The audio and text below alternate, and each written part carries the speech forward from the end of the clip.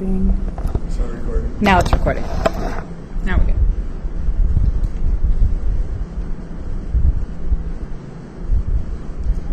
And please call the roll. Director Barsanti? Here. Director Burke? Here. Director Couch? Here. Director Mayo? Here. President Corbett? Here. Okay, I will now open it up for public comment. Hi, do you want to make any public comment? No comment. I'm here. I know we're looking good. Okay. Thought you might want to comment. Okay, well, we're going to adjourn to our closed session. Is adjourned. First, we had a duly noticed executive session, and the statement for that is we took no action. We have nothing further to report. With that, we'll call to order, and even though we took a roll call earlier, we'll do it for the public meeting as well. And the board clerk, please call the roll. Director Barsanti? Here. Director Burke? Here. Director Couch? Here. Director Mayo? Present. President Corbett? Here. Pledge of Allegiance. Mary, do you want to lead it? You have it.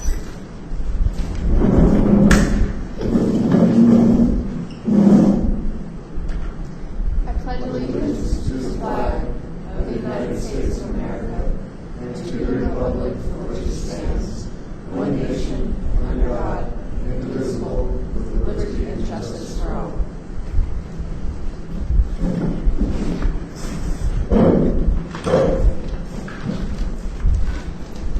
A3, additions to the agenda, and this requires something that we're not aware of action being needed and requires emergency action. Are there any additions? Oh, you're present.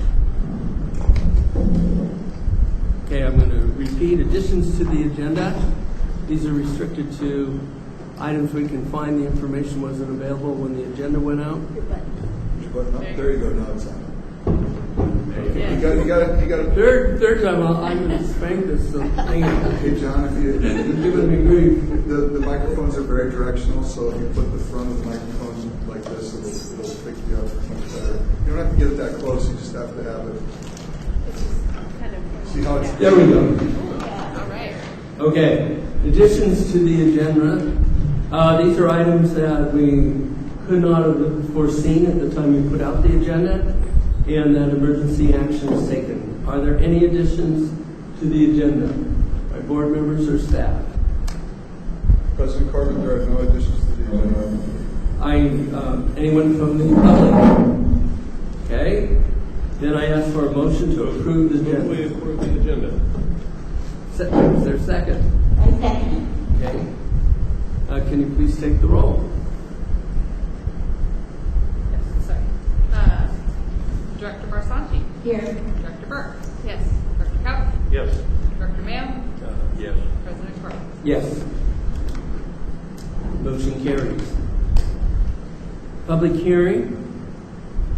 These are items of quasi-judicial or legislative nature. Public comments relevant to these proceedings are invited. B1.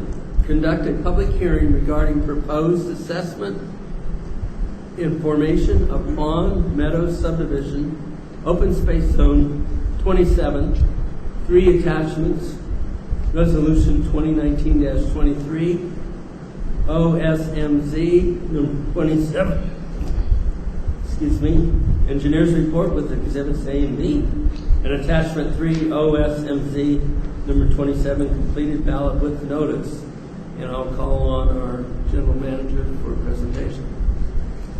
Thank you. Mr. Furtado developed a 25-lot Bond Meadow subdivision. Mr. Furtado represents the majority of the property owners within the proposed open space maintenance zone. At the time of the development, Mr. Furtado did not request open space maintenance zone be formed, but at this time he requested MCSD assume the role to maintain the open space maintenance zone. The open space maintenance zone consists of a detention basin. So attachment 3 is the completed ballot from Mr. Furtado. Attachment 2A, exhibits A and B are showing the approximate location of the site plan. And attachment 1 is the draft resolution 2019-23 forming the zone. For pursuant to Proposition 218. The process includes preparation of the engineer's report and ballot. The engineer's report and ballot were mailed to the developer as a majority owner of the properties included in the proposed open space maintenance zone. The ballot was returned with a vote in support of the proposed assessment. Staff posted notice of this hearing and has mailed notice to the developer. The board should note that this is a protest hearing. The fiscal analysis, the draft engineer's report attachment 2 distributes the direct expenses of all costs of the open space maintenance zone to the owners of the properties within the proposed space. A monthly administrative fee for the district estimated administrative maintenance of the open space maintenance zone are included in the cost division formula. Therefore, the proposed zone will have no fiscal impact on the district. So the recommendation is, and since this is a public hearing, we would like to follow the recommendation.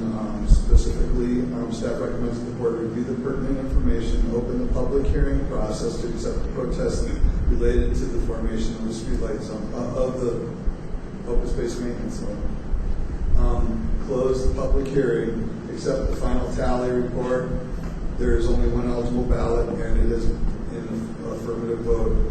Accept public comment and adopt resolution 2019-23 for formation of Vaughan Meadows Open Space Maintenance Zone number 27, which is attachment 1 by a roll call vote. I'm going to open the public meeting regarding this matter. And does anyone from the public want to speak? Okay, hearing none. Do any board members have questions or comments? Hearing none, can I please have a motion? I move to approve item B1. Is it sufficient to indicate this item as B1? Yeah, or you can just do recommend approval per staff recommendation. Okay, I move to approve the staff recommendation for item B1. Is there a second? I second it. Any discussion? Hearing none, please call the roll. Director Barsanti? Yes. Director Burke? Aye. Director Couch? Aye. Director Mayo? Yes. President Corbett? Yes.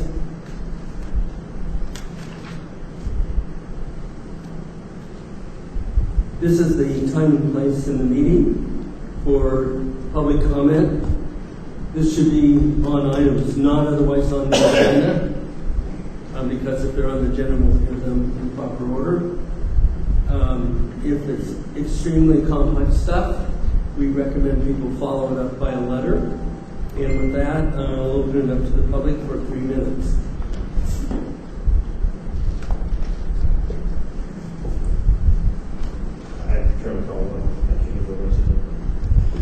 Just wanted to give you guys an update on the street park. I owe you 2 quarterly reports. You'll have them next month. Anytime. It's been a busy summer. Working with Leslie and Rick, we got about 68 grand in, and things look really good. It's actually like our grant better than the other ones I looked at. Also, I just put in the Tony Hawk grant, so we'll give you guys an update on that. So that was submitted yesterday, and we should hear about it within 60 days. So what allowed us to do that is we finally got the full design from Liquid Stone.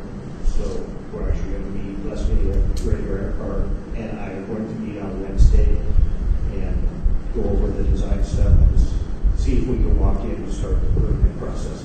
So I just really wanted to give you guys a heads up. Financially, we're still sitting the same. We'll be paying Liquid Stone and working with engineering to do all any modifications that need to be done through the permitting process. So just wanted to say thank you for being patient with us, but we're getting there.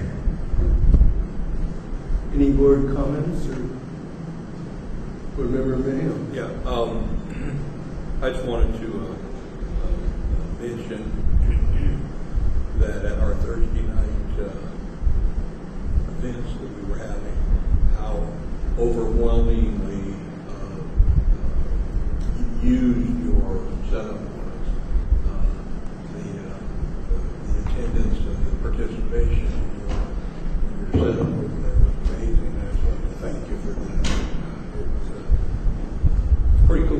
It was a lot of fun. Yeah. Any other board member comments? Just to echo what Director Mayo was saying, thank you for all your hard work on this, working with the kids and then all the work that goes into proposal writing. Thanks for working with us on that. And how many years have you been working on this? About 20. Probably, we're going to do a little story thing when we're on the 20th. Either begin with the history thing, we'll put the different designs up and give an update.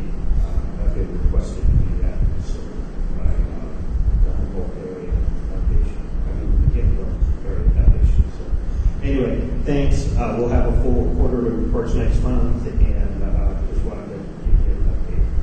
We thank you for the current work and 20 years before that. Charlie, what's the event you're going to do this history at?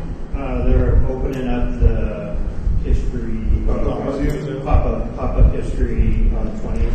Oh, okay. Yeah, 14. If you're interested, 14th, we're doing a big skate park contest in Eureka. It's on Pro-Am, skate jam. It's going to be huge. There'll be probably 400 or 500 people there. Come in, check it out. We have pro skaters coming, and then we'll be doing World War Day play with MCSD at the park on the 21st. Anyone else from the public want to comment? We request that you say your name and address, however, it's not mandatory. Hi, I'm Paul Wilson. We have 2244 Sutter Road. I thought of Columbus Day and how it might be becoming more of a contentious issue, but I thought, why not like kill two birds with one stone? A city in Ohio, as well as the legislatures in Vermont and Maine, are changing and have changed.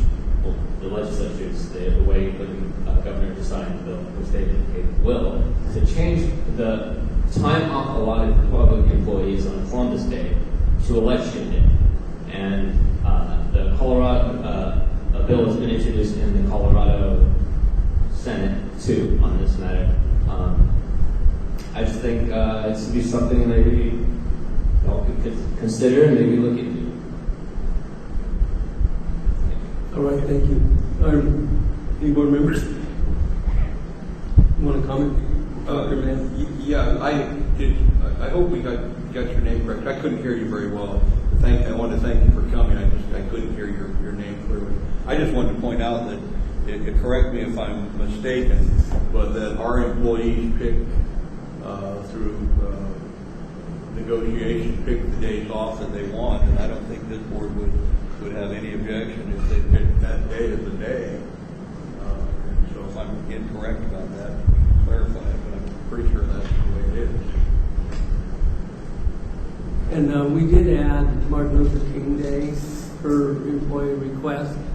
So I know they are looking at these issues at a greater depth than traditional history. Any further? This is Paul Hilton, by the way. Oh, thank you very much. Thank you for coming. Okay, anyone else from the public want to speak? Okay. Next item is the consent calendar. Is there any member of the board who wants to take an item off the consent calendar? Any member of staff who wants to take a matter off the consent calendar? Any member of the public wants to take an item off the consent calendar? Okay, hearing none, can I have a motion to approve the consent calendar? I make a motion we approve the consent calendar. Is there a second? I'll second. Very briefly, anyone from the public want to comment on the motion? Anyone from the board? Hearing none, please call the roll call. Director Barsanti? Yes. Director Burke? Aye. Director Couch? Yes. Director Mayo? Yes. President Corbett? Yes. Next item is E1. Consider approval of 5-year strategic plan. Attachment 1, draft 219-2024 strategic plan, page 49 of our packet.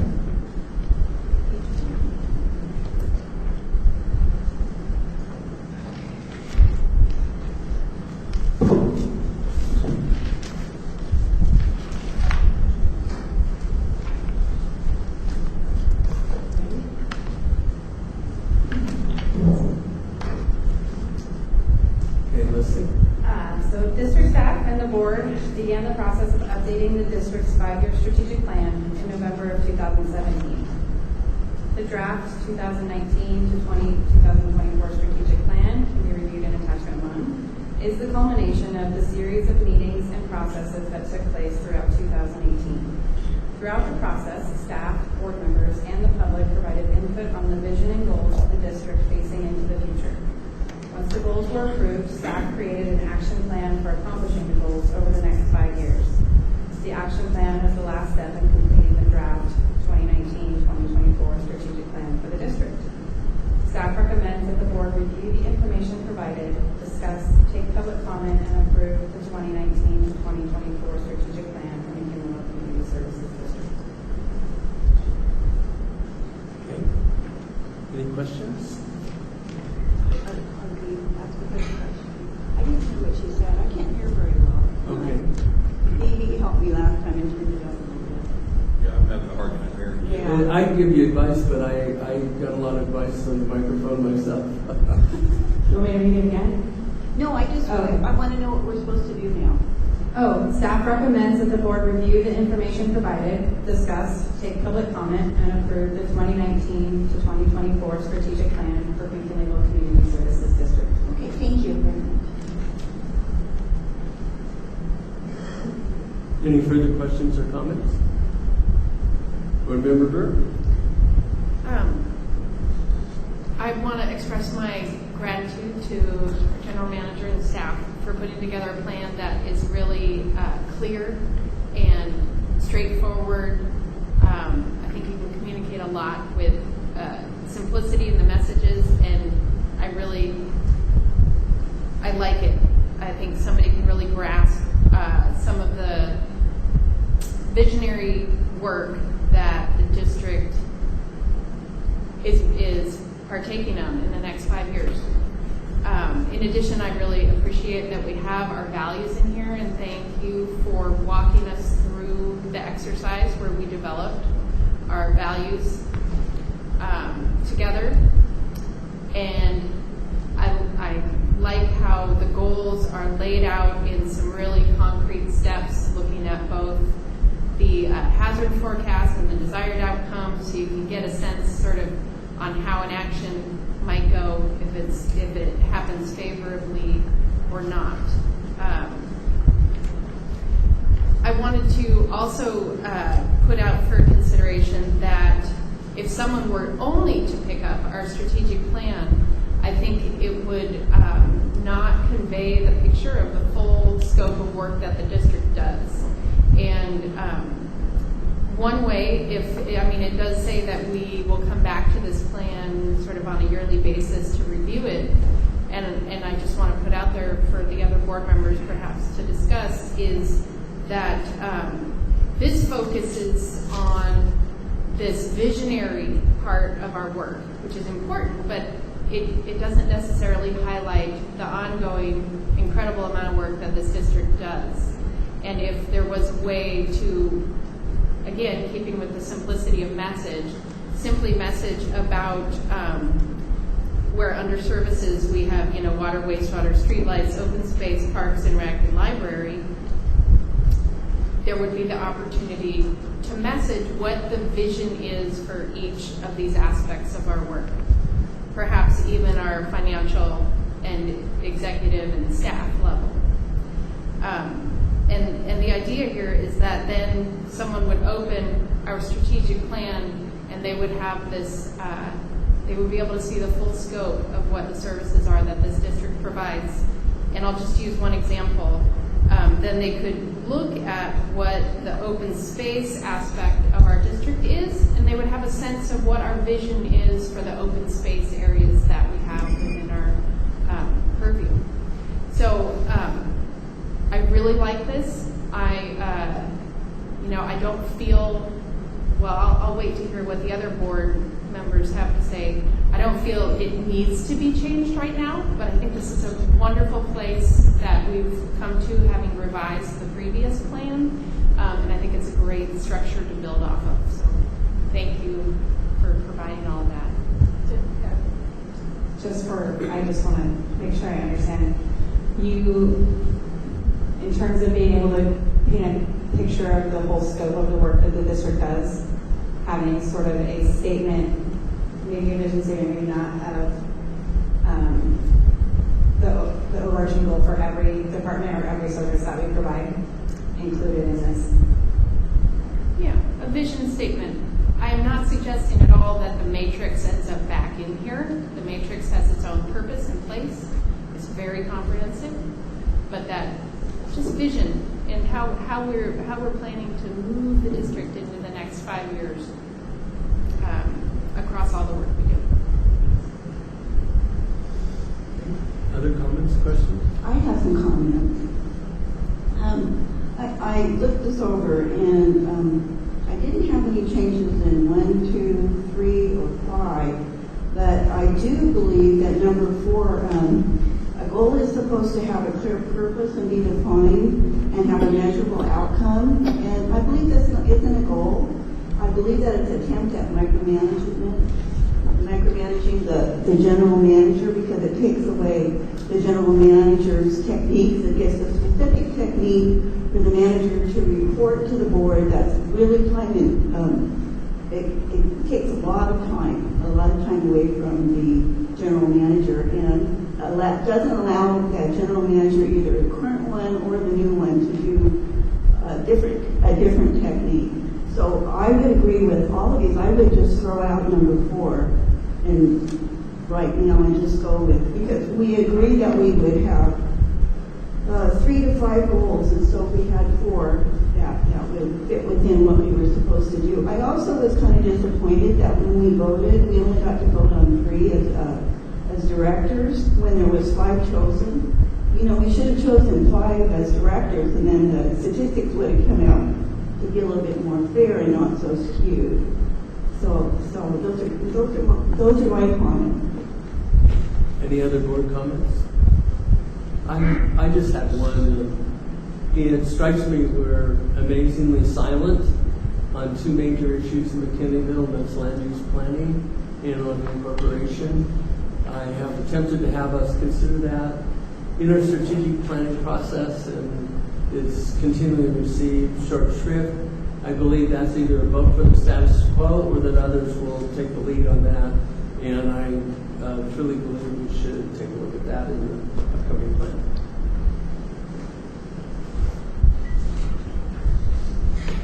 Members of the audience. Okay. Do I hear? Excuse me, President Corbett, for clarification on that. So goal 3 doesn't satisfy the planning with the building permits and being able to verify that we have the ability to get reports. We'll get reports back from the county on an annual basis, and then do a hydraulic analysis to verify that we have the ability to meet the planning of the county. I believe that's a crucial provision, and it is what's going to add reality to what the county is putting on us, and reality of what we can deliver back. But no, I think that's a narrower viewpoint of it. It's more than just a low and moderate income housing issue. We intervened on that because of historical reasons that the county just sort of went crazy, I guess the best way to put it. And so we had to sue to get them to have it. And then, as you know, the RENA numbers go down now. I think they may be coming up. That's a different process that's critical to us.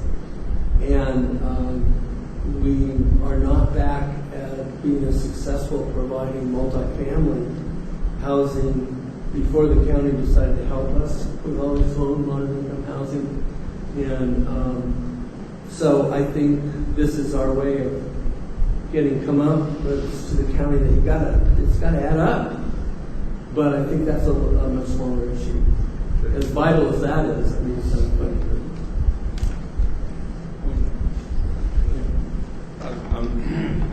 When you say we, you're not talking we would be about, I'm sorry. Okay, you're not talking about MCSD. Yeah. For example, let's say there was a vote for incorporation and lost. There is an option under the building code to have a planning commission. That's not what my question was. Okay. You said about the housing that we, in terms of providing or helping to move along the type of housing. That's not what, and so I wanted clarification on what you meant by we. Well, first of all, it is a we because the district did sue collectively the county and has participated vigorously in the low and moderate income area.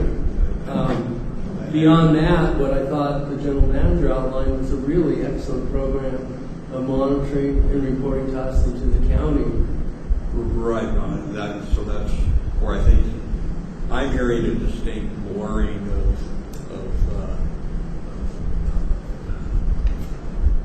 tasks in what you're saying. Our job and what the general manager said is what we did and when in our lawsuit, we intervened in terms of what this district can provide for something that the county's doing. Okay, we're not moving housing forward in any way, shape, or form. No. That's not our task at all. So as you made your statement earlier, it sounded to me that you were combining, and when you said we, I thought you were talking about MCSD being in somewhat more of a driver's seat about determining moderate housing and stuff. I'm more concerned that we're totally not in the driving seat than we are. We are in the sense you got to have hookups and we got to have pipes going underneath the Highway 101. And so we are involved, and one of the problems has been the county's put the costs on us without looking at our capacities and what's available. So I do think it's a district we. As far as the items I mentioned, there's an I behind those. But And I thank you for clarification, because although we're trying to do the very same type of information gathering, protection for our services, the motivation on our part should not be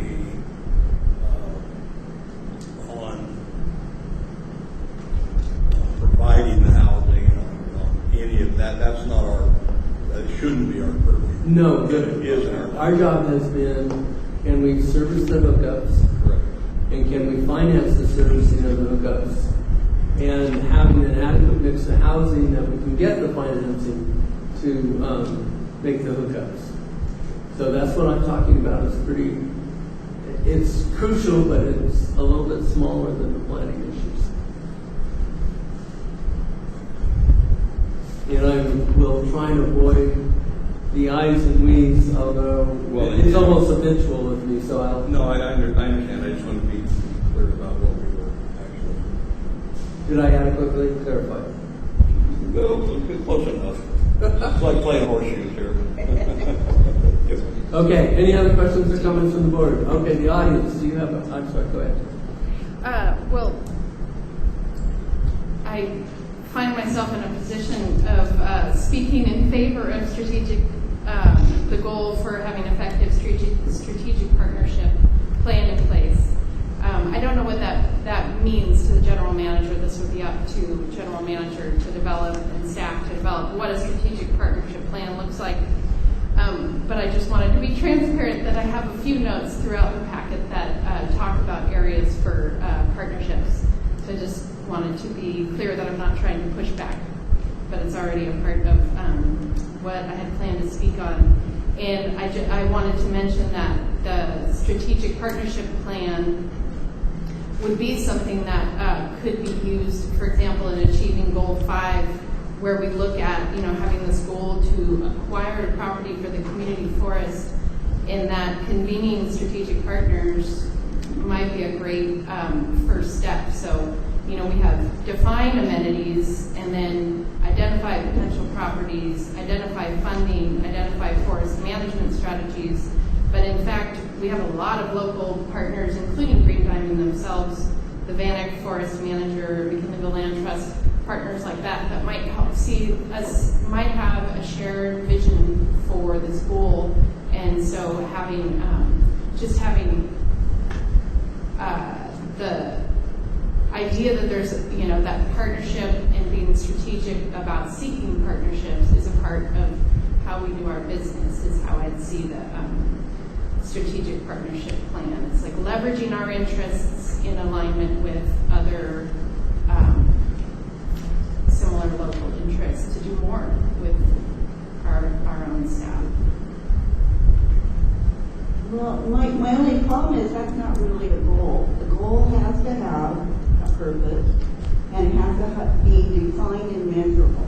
And that is just sort of a let's work with folks, which is what we do all the time. And each manager has a different way of working with folks. We do that all the time. I just don't see it as something that we can measure. I see what you're saying. And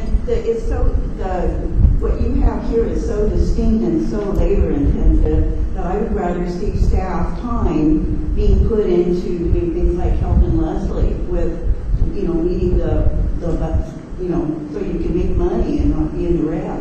I would rather, that's our number one goal. I would rather see that and have the general manager, be it Greg or a new manager, work in the way that they work to promote partnerships. And I don't think it has to be this formal, I guess, see what and you're this saying. time intensive and taking this much time. I think it's something we could leave out. The rest are wonderful, and I really want to compliment Leslie on. It's beautiful. It's a very aesthetic looking. Yeah. You didn't do it? Well, we'll give you credit. Both Leslie and the general manager, did you have a comment? No. Okay. And then the general manager both have. I just wanted to speak to Director Barsanti's comments about the measurement. And so the actions that we laid out for this are kind of like, not that I am wanting to take on more work, but the idea of having a strategic partnership plan, and what we've created was like the idea of having a rubric of what criteria we want in a partner, like being able to define those things so that when we are approached by potential partners or we are in a position where we are maybe needing some help, we have some clear guidelines for what makes a good partner. And then also part of that is creating a rubric for measuring an effectiveness of a partnership so that if we are in a partnership and it's not working out, like we can see very clearly how and why it's not. So I can see your point, and at the same time, part of this, for me anyway, is to create a really clear guideline and criteria so that we don't waste our time in partnerships that are not effective and not efficient. Well, I think this might be a real great technique for you as a manager, because you are a manager of the Park and Rec. But why would you make somebody else do this, comprehensive lists, report to the board with matrices, things like that? Maybe another manager would operate in a different way. There's tons of techniques to do this, tons of techniques. This is just one. So I think this specific technique might be great for you. I'm not knocking the technique, but I just think that we should give our general managers the opportunity to manage, and we should be micromanaging the managers because we're the directors, we're not the managers. That's just my point. Do you think that this might need to be reworded a little bit to make it be more goal-oriented? Or let's say, feedback on that, would you kind of restructure a little bit or not? So for me, the way it's stated, the district will have an effective strategic partnership plan in place. That to me is like there's a plan, it has criteria, it has guidelines, it's something that every employee of the district can follow. So that is the goal, and if it's complete and all those criteria are in place, then it's measurable, it got finished, and then if everyone who works there understands how to use it, then so I'm seeing it, I think, differently, and so for me the wording works. But I'm open-minded to suggestions. Yeah, that's great. I guess a little more down, a little more drilling down is this something that you're happy to work with and would be beneficial for you in getting your work done? General manager or something? Yeah, I think that for me, this seemed to me to be an important thing to get done. We had a list, a very comprehensive list of different partners. But up to this point, we've not had a means by which to assess when a partnership has been fruitful and when it hasn't.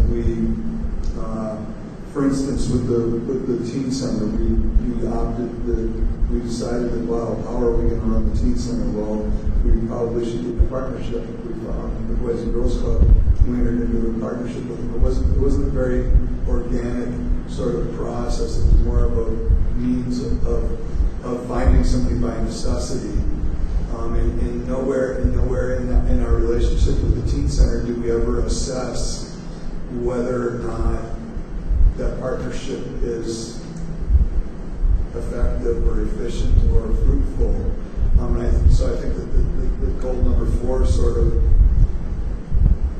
basically not only gives us some guidelines to be able to make assessments of when, where, and how we should create partnerships, but also if those partnerships are, and why we should continue with those partnerships or why we should separate from those partnerships.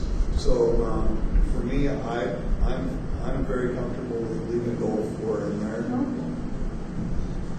But shouldn't it be a choice? What if our new manager doesn't like it and he has to do all this? Should it be a choice to how you manage?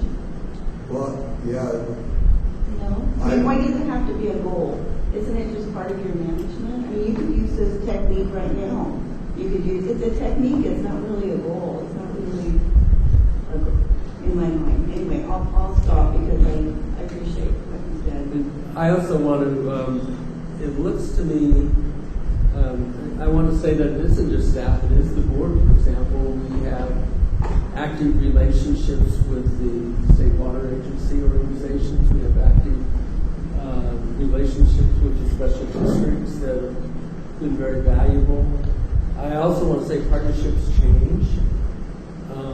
And if anything, I'd say we may be a little stale on some, but maybe not. Maybe they're still the best choices. And I believe we put in, for example, a suggestion, if we can, a better relationship with the URI tribe. I think that's worthy partnership. If it works, if it doesn't work, then you go back to the drawing board. So I think there needs to be quite a bit of flexibility in it. One, you make partnerships when there's opportunities, and 2, you choose where to make partnerships if you're not getting along with someone like in county. Well, the sheriff's department.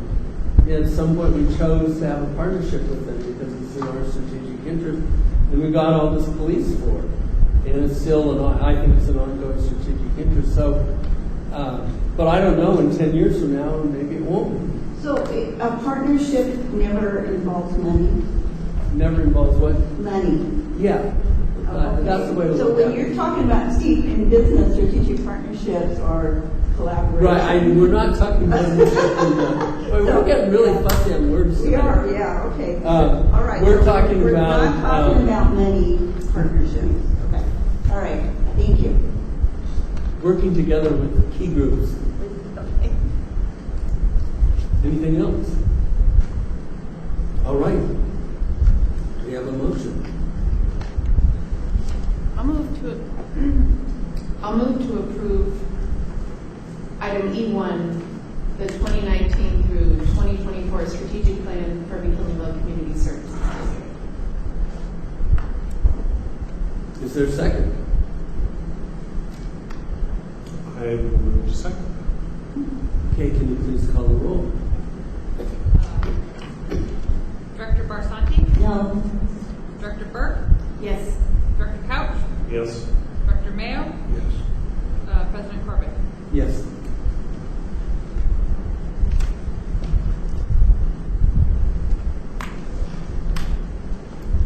The next item is E2, Reserve Policy Review for Pay-As-You-Go Capital Projects and Working Capital Reserves. And I'll call on Colleen Trask to make a presentation.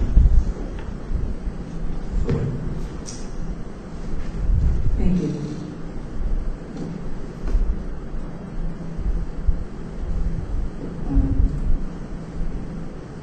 Staff recommends, of course, the board review the proposed reserve policy changes for pay-as-you-go capital projects, discuss, take public comment, and provide direction to staff.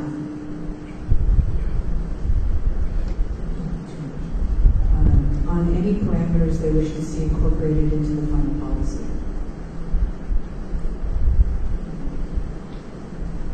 So historically, district capital projects valued at less than $500,000 have been considered to be pay-as-you-go, or pay-go, which is to say they've been paid directly out of operating funds or working capital rather than financed through loans, bond debt, or grants. This allows the district to attend smaller projects as they come up, as they are approved in the budget process, without incurring additional debt.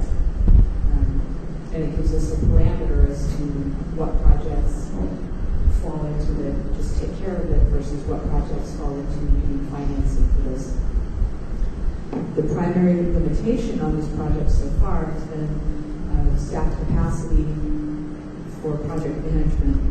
And there's never been, that I can find, a stated limit on how many of these projects can be accommodated in a given fiscal year. However, in the past 2 years, the district has undergone a certain amount of restructuring. We've separated our working capital versus our reserves.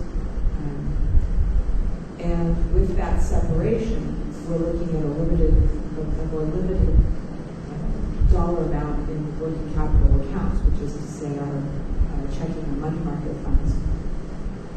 So what I see the need for is a parameter that is part of our reserves policy that would give the district a limitation on how much we can, how many pay-goes we can do in a given fiscal year. So right now, if there's a $300,000 project in the water department and a $500,000 project in the sewer department and another couple $100,000 in a project in the general fund in the parks department, and then we found another $100,000 project for the water fund. How many of those do stack up, and they do impact our working capital. So we've been trying to keep more reserves separate and only keep what is actually necessary. What we're hoping to do here is encourage either the bundling and financing of larger projects, or encourage the staggered timing of projects so that no particular project impacts the district's ordinary operating finances to too great a degree. The other thing that staggering projects would do, especially for finance projects, is it allows the district to maintain the debt parity ratio that our current numbers require. And just as a general reminder, the debt parity ratio is a certain revenue, a net revenue to debt service comparison. So it's a ratio, and it has to be maintained at minimum at this point 1.2. It's a calculation that I do for a couple of our lenders every year. And in fact, we got one of our deposits, our loan deposits, refunded to us last year because we had managed to maintain that debt parity ratio for a certain prescribed number of years, and they're pleased with that. I'd like for that to continue. Anyway, so the reserves that we hold in working capital right now are compensated absences and customer deposits. Those are both required to be held in working capital because they get paid out on a monthly basis or a payroll basis. So we can't separate those out. I would like to also include pay-go capital projects in that. because those two should be able to be paid directly out of working capital and not require a transfer of funds from any of the reserve accounts, if that makes sense. And, of the options that I put in here,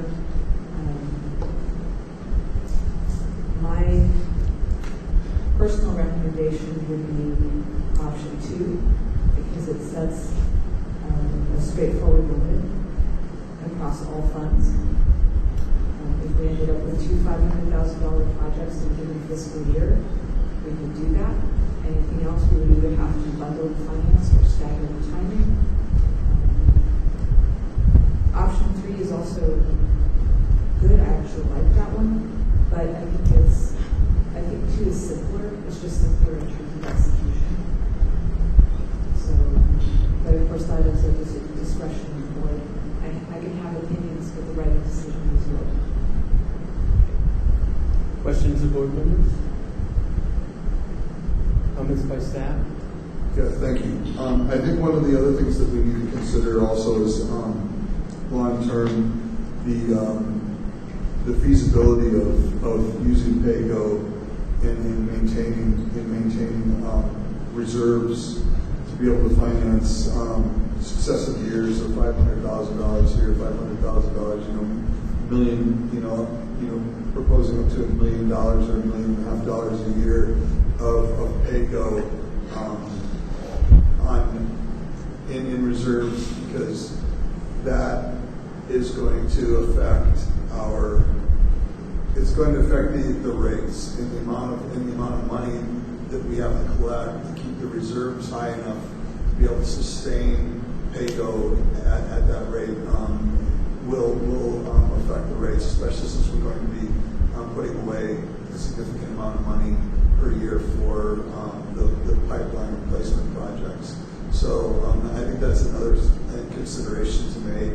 And I would be strongly in favor of setting a limit, a more moderate limit, and then basically bundling projects. But then we run into issues with that too, because if we span several years with projects, does that cause difficulty with being able to get those financed? And if we pack them all into 1 year, does staff do we have the capacity to be able to manage that many projects in one fiscal year? So I think there's a balancing act for this, and at this point in time, I think what we really our major focus of this is to help train your brains and start thinking about these higher level financial questions, so that when we do create a new reserve policy, that the board understands the ramifications of the decisions that they're making. I'm with Colleen. I think that $1 million cumulative is probably sustainable. I wouldn't go much more than that. And the reason why I would say stay at $1 million is because the amount of work that you have to go through to finance and finding financiers that will loan you $1 million or less, it's pretty tough. So and your interest rates aren't going to be ideal, and that. So I think that anything less than $1 million a year cumulative, or $1 million or less than cumulative, would be something that would be probably would be a good policy. I had one to the general manager. Of course, the number one goal in business or government is you don't want to run out of cash. That's the number one rule. You can probably be stupid everywhere else, but not stupid there. So obviously, strongly support this. It seems to me we're, in effect, sort of taking a cash flow, taking out our existing obligation, payroll and that, seasonal variations where you have to give them a fund, and then setting an additional amount that we need for working capital equal to $1 billion. Isn't that essentially what we're doing? Yes. Yeah, okay. Yes. I also think that given the complexity of this, and how we're intermixing. That's the one we're having a complex system that depends on different parts more and more. But it is very important that we have a staff recommendation on this proposal. I would feel fairly ill-advised as a board, not that I couldn't get there, but it might take me 2-3 months. And so I think it's a very important one to have a staff recommendation that comes back to us. And of course I support you not running out of cash. Yes, we would definitely, I'm very pleased that the board would rely on us for a recommendation. It's a good thing when the board trusts staff enough to accept their recommendation. But I also would like the board to be able to wrap their head around the decision that they're making. Because later on in the process, it will be very important. I concur fully with that as well. To address the issue that you raised in terms of cash flow, the current working capital, the way I have it set up right now, is I'm keeping about $500,000 in the checking account alone and $1 to $1.2 million in the money market fund, which is those two are attached at the bank. So that's essentially what I've got already set up, and it's been working. It's been allowing us to meet all our obligations without undue disruption in the cash flow.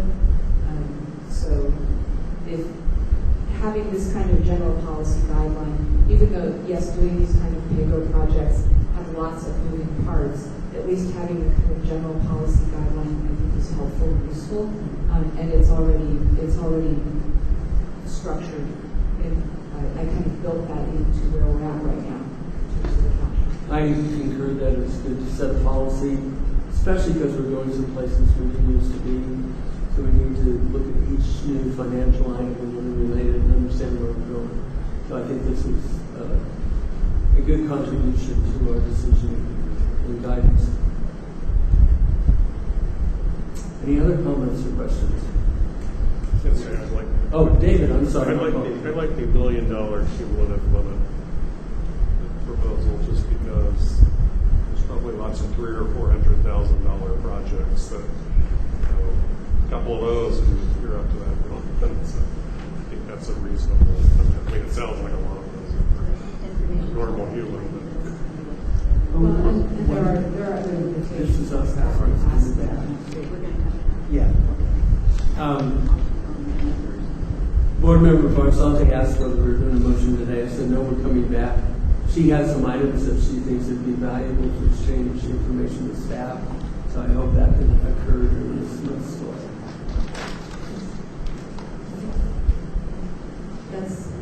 All I wanted was, my goal for this particular item is it's an informational item. There's no formal board action required on this. I just wanted to hear your thoughts and get your input.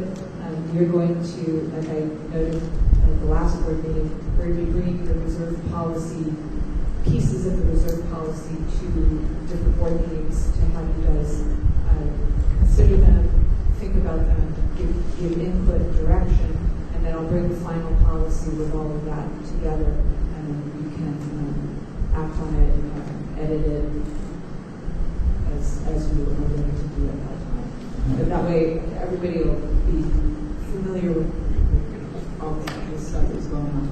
Board Member Mayo, do you have something? Yeah, I just wanted to make sure that Director Bersani contact you ahead of time for We've been working well together.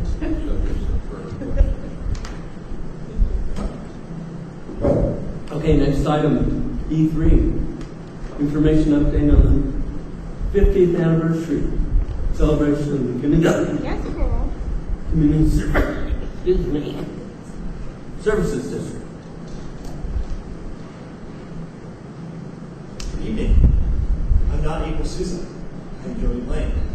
But yesterday, Thank you for you're welcome for that. Yesterday, the general manager asked me as head of the committee putting this project together to present the item to you guys.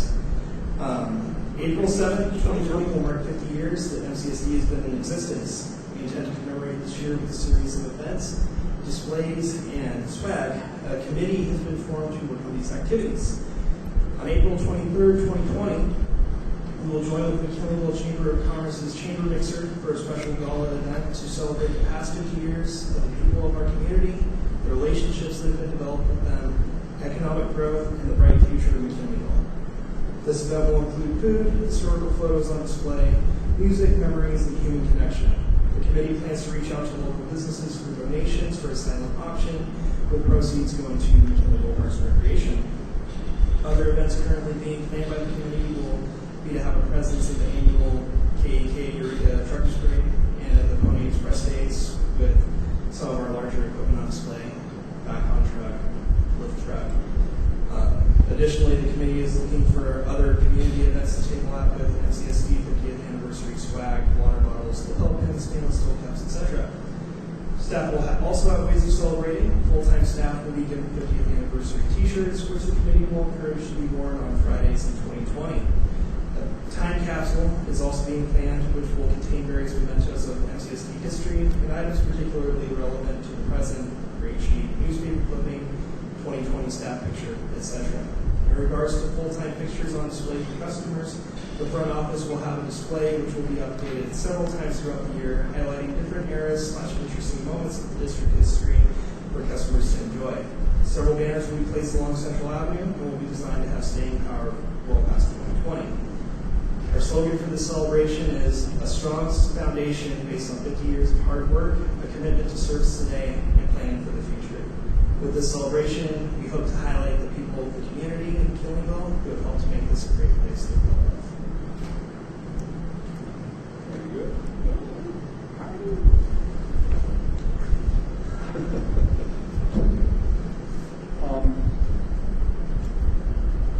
You've enjoyed all 50 years of working here. Well, the last 30 anyway. More than half of it. So does anybody have any more questions for Joe? I have some comments. Yes, ma'am. First of all, it's exciting. It's going to be fun. And I like what's been laid out. And what I hear all over this is the opportunities for marketing. So I hope that we are really thinking about the ways in which we can use that marketing to message the major things we have going on. The pipes in the ground and all the big ticket items that we have, and continue to message about what special districts do, so that people can really, we're going to be, I imagine, sort of messaging them all year long. We have 5 decades to highlight, and I think there's a pretty fun story that could be told about the start and how services have been added through those 50 years. And I hope that there's some good thought that goes into the logo so that people will really want to wear these shirts, and that perhaps even looking, like you're saying, the Chamber's an incredible partner in the community. And so being sure that not only our staff and board are wearing these t-shirts, but that we're getting them out there into the community. Personally, it'd be nice to see like McKinleyville, because it's so hard to really find much that really puts McKinleyville out there in its full name. I mean, MCSD is great, but if you don't know what MCSD is, it might miss you. So Chamber, Fire Department, thinking about health partners in the community, because having our wastewater treatment system in place is huge, as well as keeping our parks clean and habitable. And public safety, staff is out there all the time partnering with the sheriff and public safety. Schools and the teen center and the senior center, McKinleyville Land Trust for open space. There's all sorts of opportunities to reach out to somebody and say, hey, what kind of events are you doing like you have in here, and where can we play a role? So I'm thrilled we're going to really be out in a public way this next year. Thanks for putting this together.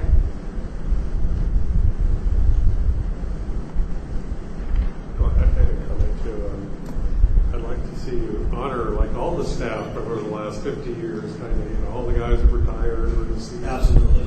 Honor all those guys, all the board members who have ever served should get some kudos. And some great characters. Very much so. Just wanted to be sure to not just include the president, but all of The committee is very cognizant of that. And Great. We have been outreaching to all the past board members, so they're all aware of it. So we'll try to get as many people here during the celebrations and during the different events that we do as we possibly can for the board members that are still with us. And I was going to suggest, besides your water bottle labeled in stainless, get some stainless steel straws. That's a new thing. Straws are becoming obsolete, so now they have stainless steel straw with MCSD on. Would be thank you. good idea. So, I think it's all great ideas and looking forward to it. One of the things that I also sound like a broken record on all the time, maybe Director Corbin will concur or go just the opposite with me on this. You can, but we would.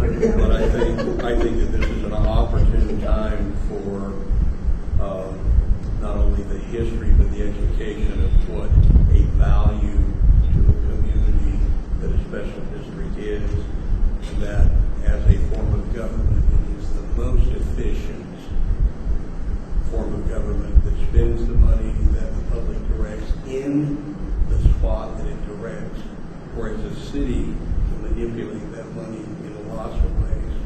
So, going toward your incorporation idea, I think that from my perspective, it's a very good time to try to put a proper line on how incorporation could hurt this special district.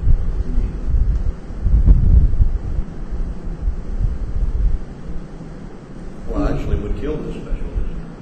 It wouldn't hurt it. It would kill our demise. Yeah, I mean, this is certainly a time to drag us out a little bit. Absolutely. Absolutely. Thank you. Thank you. All right, thank you. I'm excited. Yeah, it'll be fun. Is this your first presentation that you made to us? Yeah. You did a good job, didn't Thank you. Yeah. Yeah. Thank you, Jay. That was awesome. Anyone from the audience want to comment? Okay, next item, E4. Consider approval of professional services agreement with GHC to perform engineering services for the Hiller Sewer Lift Station upgrade.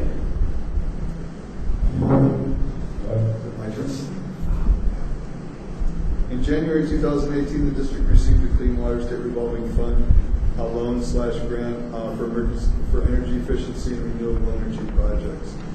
This happened to be one of the projects along with the microgrid project. So we're in the process right now of wanting to hire a consultant for design and construction services, and this is where we find ourselves right now with the request from GHD for the scope of work. We received 4 proposals. James? 3 proposals? 3 proposals. We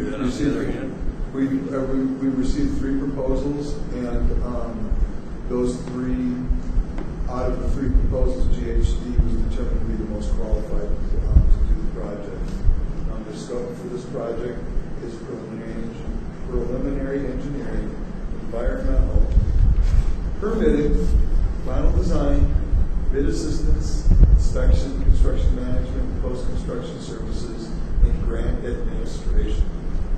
The expenditure was identified in the capital improvement plan for this project, and it has been, it was identified. It was basically the upgrade at Hiller goes all the way back to the negotiations during the lawsuit, and when we committed to the board of supervisors, County of Humboldt, that we would upgrade the Hiller lift station to accommodate the growth at the densities that they proposed during that arena rotation. And if the board of supervisors agreed to focus the development in that area, that we would settle the lawsuit. So this is basically part of of that. So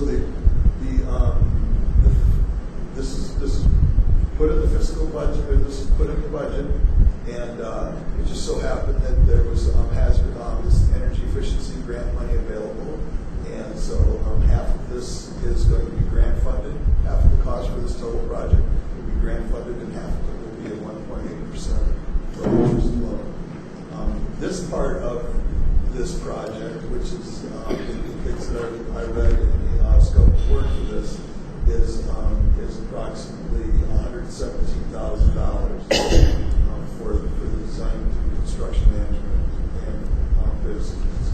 So staff recommends that the board review the information provided, discuss, take public comment, and authorize the general manager to execute the professional services agreement, which is attachment 1, with GHD to provide professional services for the Hiller Sewer Lift Station upgrade as described in the scope of work exhibit A, not to exceed $117,000 with 10% contingency of $11,700, totaling $128,700. Any board questions, comments? Any additional staff comment? Anyone from the audience want to comment? Take it back to the board. Do I hear a Why motion? did I comment first? Oh, I saw it here with flight pumps. So in the city of Arcata, we have a lift station we call the Samoa lift station. There was originally a lift station that was built when all the wastewater from McKinleyville went to Arcata, and it was a lift station out in the bottom, so picked it up and went with it. And recently we did a similar project where we replaced hey Dave. we replaced I can't hear you, I'm sorry. pumps that were in the wet well, and we replaced them with flight pumps, and we've had a little bit of problems with the flight pumps, and so I was going to say, don't get the bottom line flight pumps. go for the super impellers on all that kind of stuff on it, just because that's been our experience. Yeah, absolutely. We would definitely spec a high quality pump. Maybe I would like to touch base with you related to which models you use, so that we know which ones not to use. So for a little bit of background on this project too, I'll just go ahead. This station now has Gorman Rupp. They're self-priming pumps. They're in a dry well next to the wet well. What we plan on doing specifically with this project is we're going to decommission the dry well, which is a hole in the ground. It's in like a fiberglass bubble or capsule, and the pumps are in there. So every time our guys have to go into that station, they have to do confined space. So what we're proposing to do is completely remove that dry well and those pumps, and then rehab the wet well so that the pumps actually set inside the wet well. The pumps and motors will be submerged in the sewer in the wet well and in the basin where the water all collects. And then all will be outside of the station will be a pedestal with the electrical appliances that we need in there. There'll be high efficiency pumps, and they'll be on variable frequency drives, so that the energy, even though the capacity of the station will be increased significantly, the energy consumption at that station will go down. We use the drive and package station to vary the your caps. There you go. Okay, further board comment, questions, motions? I move to approve the professional services agreement with GHD to perform engineering services for the Hiller Sewer Lift Station upgrade, as per the staff recommendation. Right. Second. Please call the roll. Director Barsanti? Yes. Director Burke? Aye. Director Couch? Yes. Director Mayo? Yes. And President Corbett? Yes.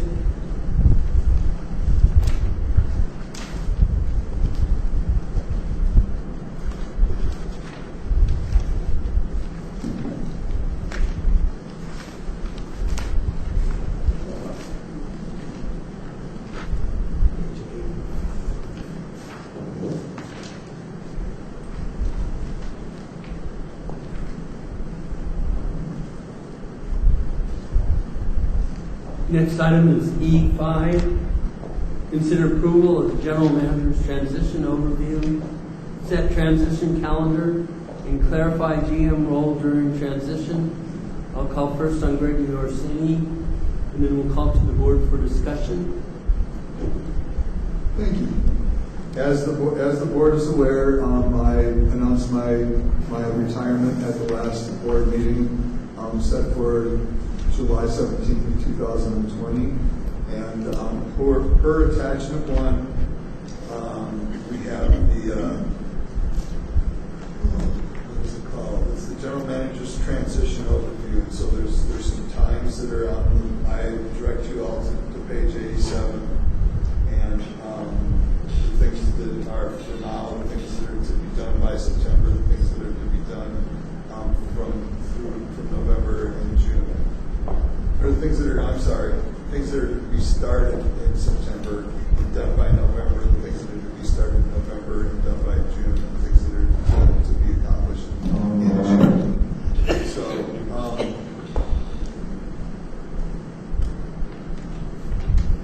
staff recommends that the board review the information provided and discuss, take public comment, and appoint a transition committee to clarify and give direction on the role of the general manager during the transition. Staff further recommends that the board consider and approve the attached transition calendar overview that considers an in-house approach to advertising and hiring for the general manager. My main thing that I wanted is the board to set up some sort of process so that we didn't have to meet every time we wanted to make a decision, that the board that the board president would grant somebody the authority or a couple people the authority to be able to work and review things before they were brought back to the board for approval, including the advertisements and announcements for the thing, for the invite on accepting applications, and then also what level you would like me to participate in that process. I think if you give me the ability to be able to work and direct my staff, we can do almost all this in-house, and then bring a short list back to the board for review, or bring the whole list of candidates back to the board for review and create a short list, and then the board would then do the interviews on that short list and then make a selection, select a candidate and make a job offer to them. And I think we can get all that done probably sometime right after the beginning, probably by April, May. Hopefully by April, to give the person that we don't make the job offer to enough time to give notice, to give adequate notice, and get them here for at least a little bit of overlap between myself and them. Okay, board comments.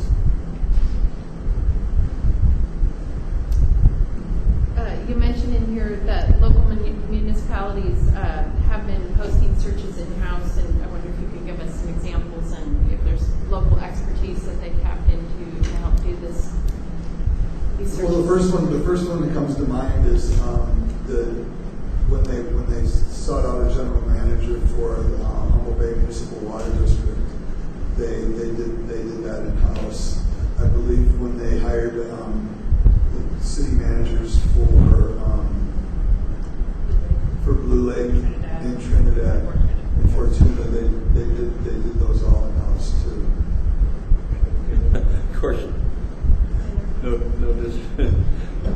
know how to say this, not trying to be unkind, but the first in-house deal unfortunately kind of backfired on them in a spectacular way, but that had nothing to do with their recruitment process. Anyway, sorry. So would the local expertise then be just the municipality itself, or do you know if they were working with outside parties?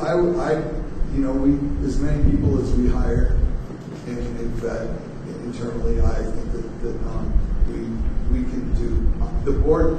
So ultimately, this is going to be up to the board. The board is going to have to make the decision. So regardless of the expertise, it's going to be the board's responsibility to find a good fit.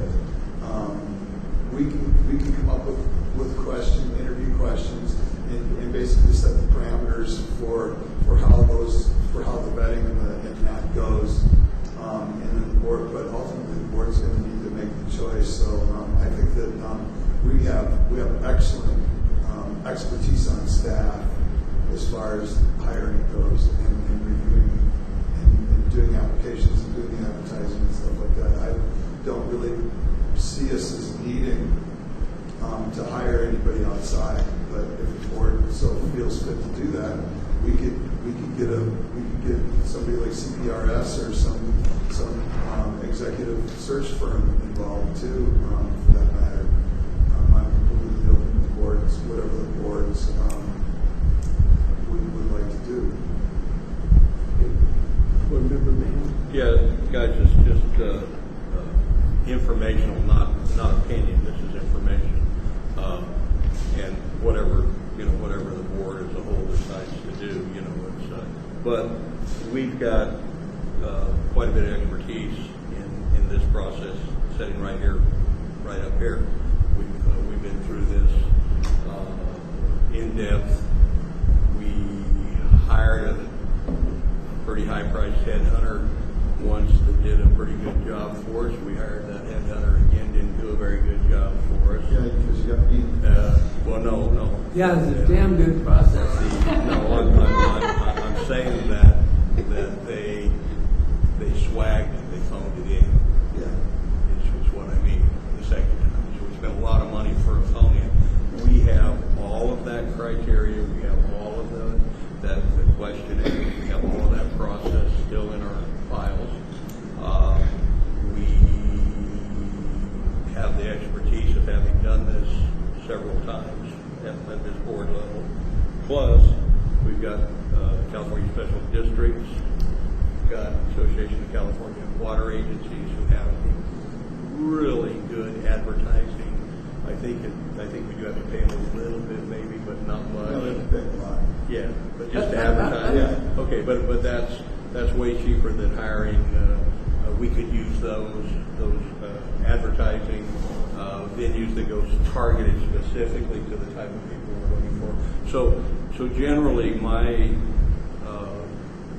information or presentation here to us is that other than maybe having it come back to us for a little bit of vetting in terms of questioning, and then of course it'll come back to us for the professional advertising. When we get that wording, we bring it back and we'll vet that wording. I think we can do a really, really good job and save the district $25,000 to $30,000 to have us all as a group work on this. So that's just what I had a question really to the general manager, because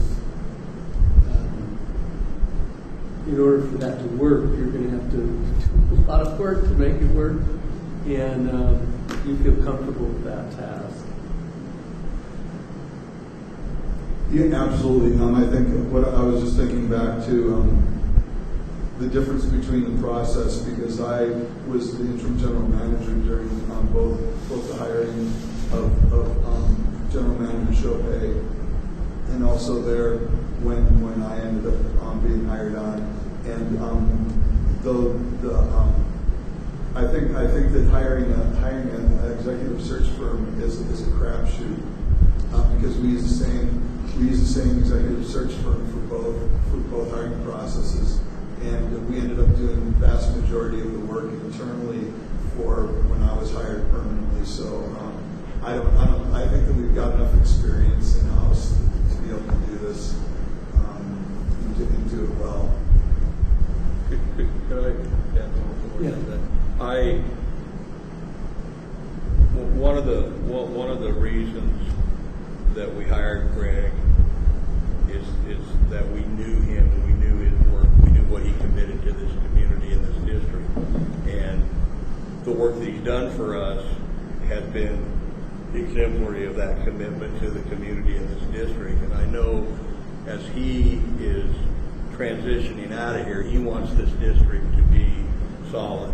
And I know that he'll put in way more time than any headhunter will put in to make this work right. So that's why we'll thank you and bass fishing bait out there to you. I don't know if you want to do it. I don't know. Yeah. No, I appreciate that, and you're absolutely right. My commitment to finding my replacement is just as much of a commitment as it is to the district, to the longevity of the district and everything I've done so far. So yes, I'm very, very highly motivated and very committed to making sure that the person who replaces me has the same care and appreciation for MCSD as I do. Any other board comments? Yes, Board Member Burke. I really like the idea of using our internal capacity, and I had the opportunity to do a little planning with Leslie Frisbee for the senior center hiring the first time they went through the director position, and so I had an opportunity to see that firsthand on the hiring committee, and so I think we can save a lot of money by doing it internally. I would also like to suggest that we use this as an opportunity to bring in some, to make sure that this announcement and job description are written to be open to, as I believe the job would be open to everyone, male, female, any racial identification, across the board, and that it provides us an opportunity to perhaps have bias training so that when we go through our hiring process, that we're just improving our ability to hire the truly best qualified applicant.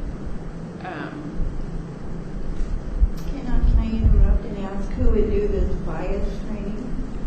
I have some resources. You do. I do.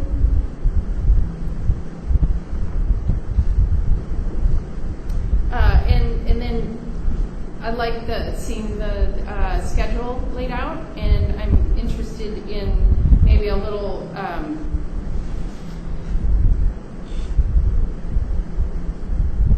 understanding who's doing what. I mean, I don't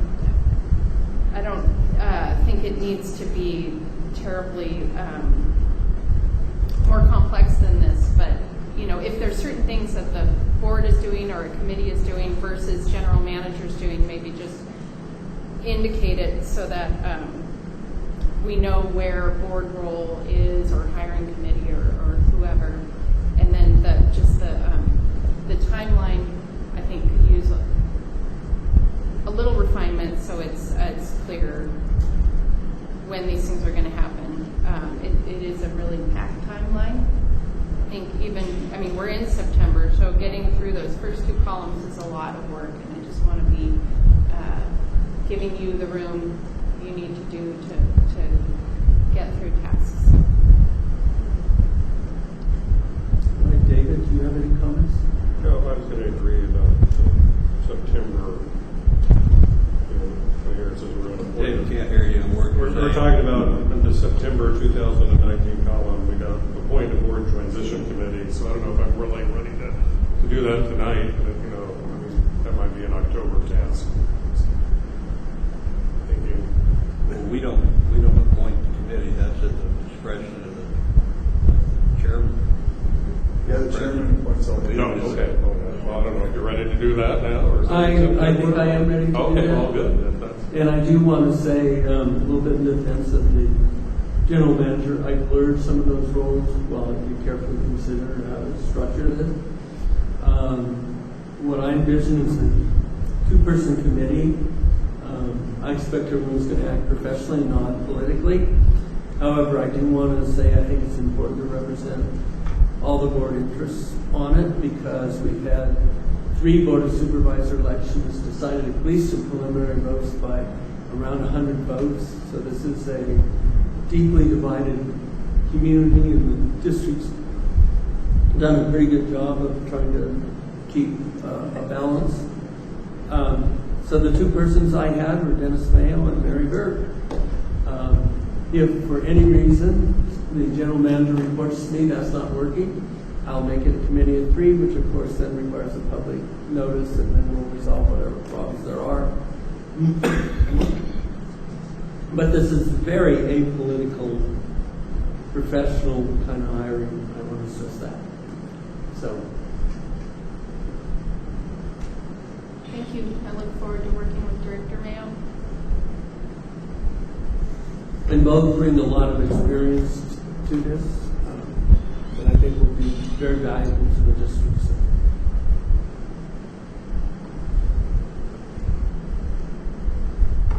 I'm going to consider that just as done. Then we'll go back to, do we get any more comments or approving the attached transition? And, you know, as these things go, you're going to have to amend it to make it work, right? Everyone understands that. So do I hear? I would move that we approve the general manager transition overview, set transition calendar, and clarify GMO for transition. Thank you. Is there a second? I'll second it. All right. Can we have a roll call vote? Director Barsanti? Yes. Director Burke? I Director Couch? Yes. Director Mayo? Yes. President Carter? Yes.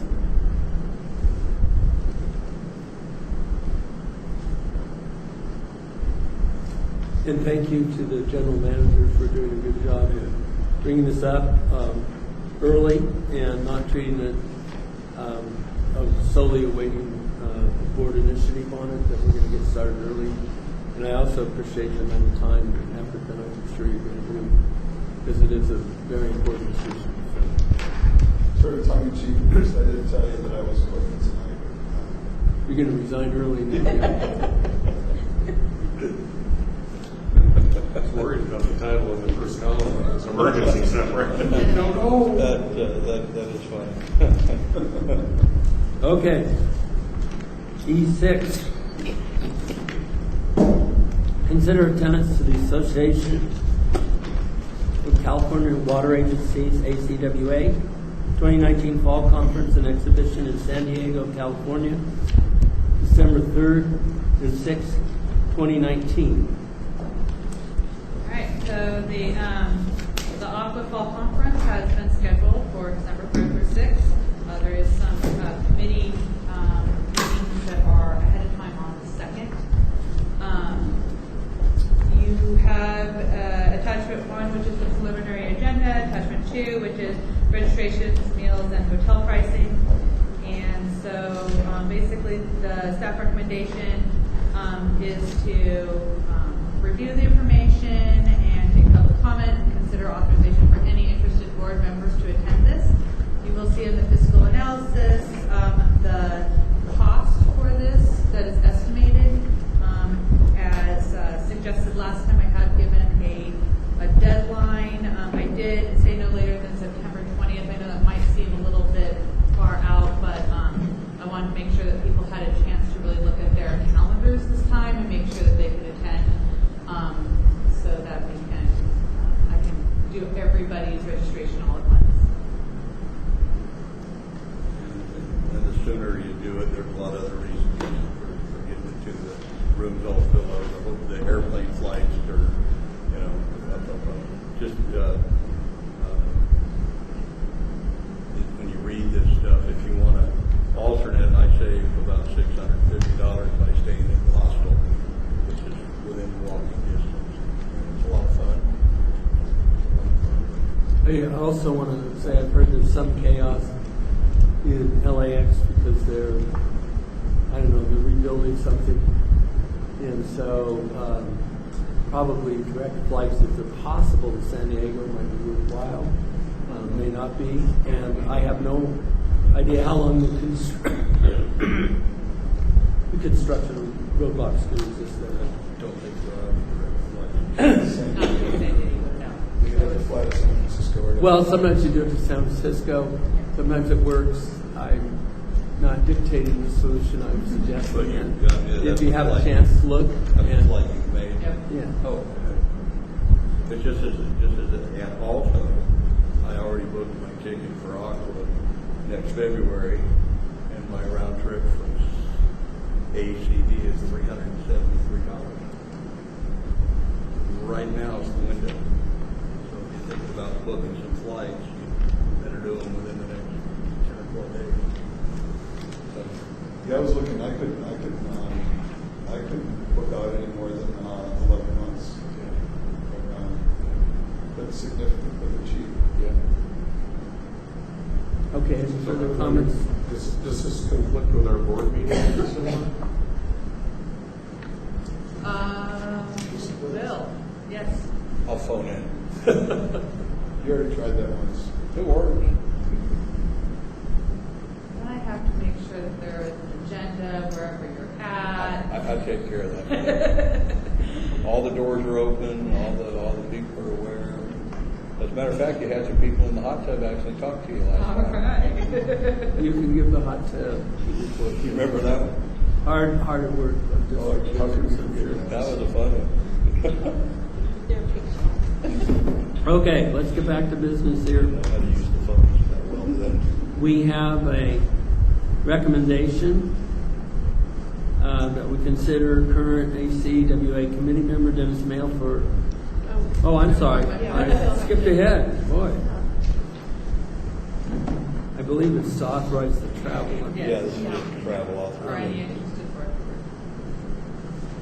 I move to approve, we authorize attendance for any board members who wish to attend the fall conference and Exit Aqua Fall Conference, December 3rd through 6th. Is there a second? Is that a sufficient motion for you? Please call the roll. All right. Director Barsanti. Yes. Director Burke. Aye. Director Couch. Yes. Director Mayo. Yes. President Corbett. Yes. And I'm sorry I cut you off on your motion. I kept thinking it was done, so I'll be more patient next time. You want a break?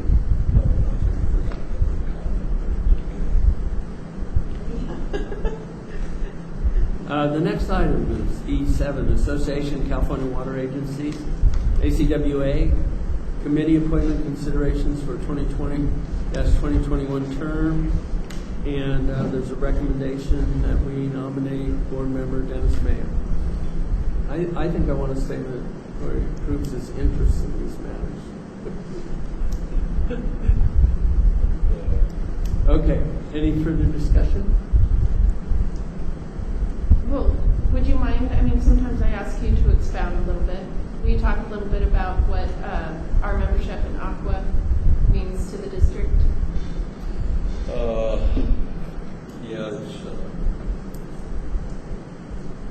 it's multifaceted. For me, it's mostly, personally, for me, it's mostly about advocacy, legislative advocacy. But there's much more involved in it.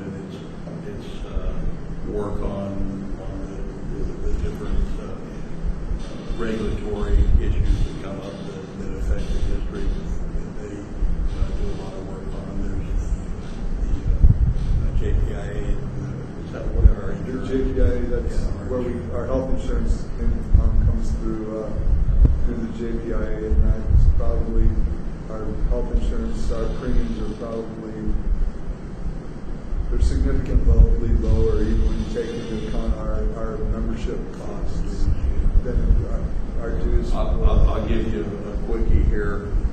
402, we just killed 402, which was coming at us full bore, which is again a revision of the tax on water. Director Corbin's been working really, really hard to hurt us on that, so we blocked him. He didn't make a touchdown on that, and that's just full bore Aqua and our Association of Special Districts and other groups working full bore in the lobbying process on these bills and making the partnerships and getting the calls. And so we stopped formation of a tax on water. It will be back again, as we know. So it's just that kind of, and like I say, for me, it's mostly about the legislating actions. Right? It's much more than that, but that's my personal the value that I bring to it. I think is that. So that's kind of a snippet.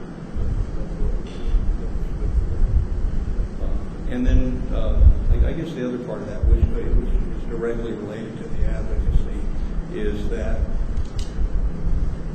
when I got to Aqua, the small districts weren't exerting power. Power is not the right term. They weren't exerting the influence that they needed, and so we worked really hard on kind of pulling that coalition together to then make it be combined with the big guys, so that we're not us and them. We get to a point where everything's vetted, and believe me, we're not always 100% votes on things, but we've made an understanding that if California doesn't do well, none of the parks do well. So that's the attitude that we bring into the deal. And I'm really proud to say that I was a significant part of that attitude in Justin the dog. So my structure there is changing slightly. I think I will be the alternate president this round, and then I'm going to take a significant role in the Agriculture Committee, which is having a lot more to do with water,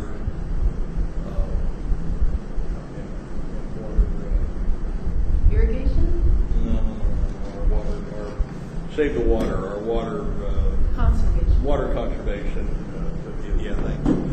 Much more about that and how ag that interplay with ag is going to get the level of participation. People would think that they say, well, agriculture gets all the water, but they really didn't have the power of participation that they deserve in the discussions. Municipalities have a lot more, that kind of stuff. So we're going to elevate that so that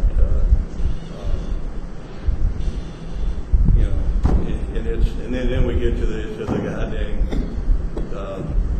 Delta issue, which I try my damnedest not to understand the Delta issue. Believe me, it is so.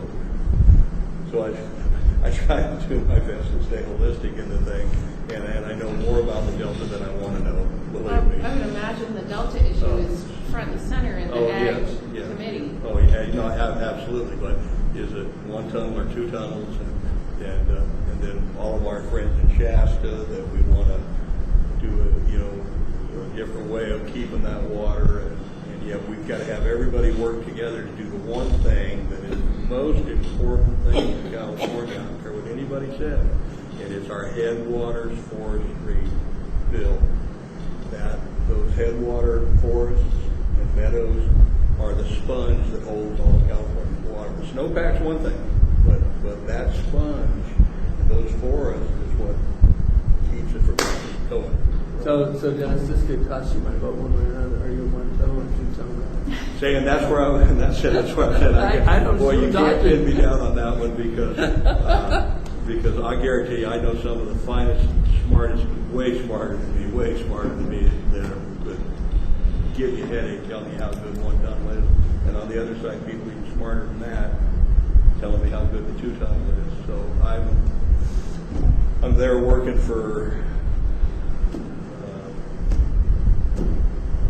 conservation. That's the ticket, conservation.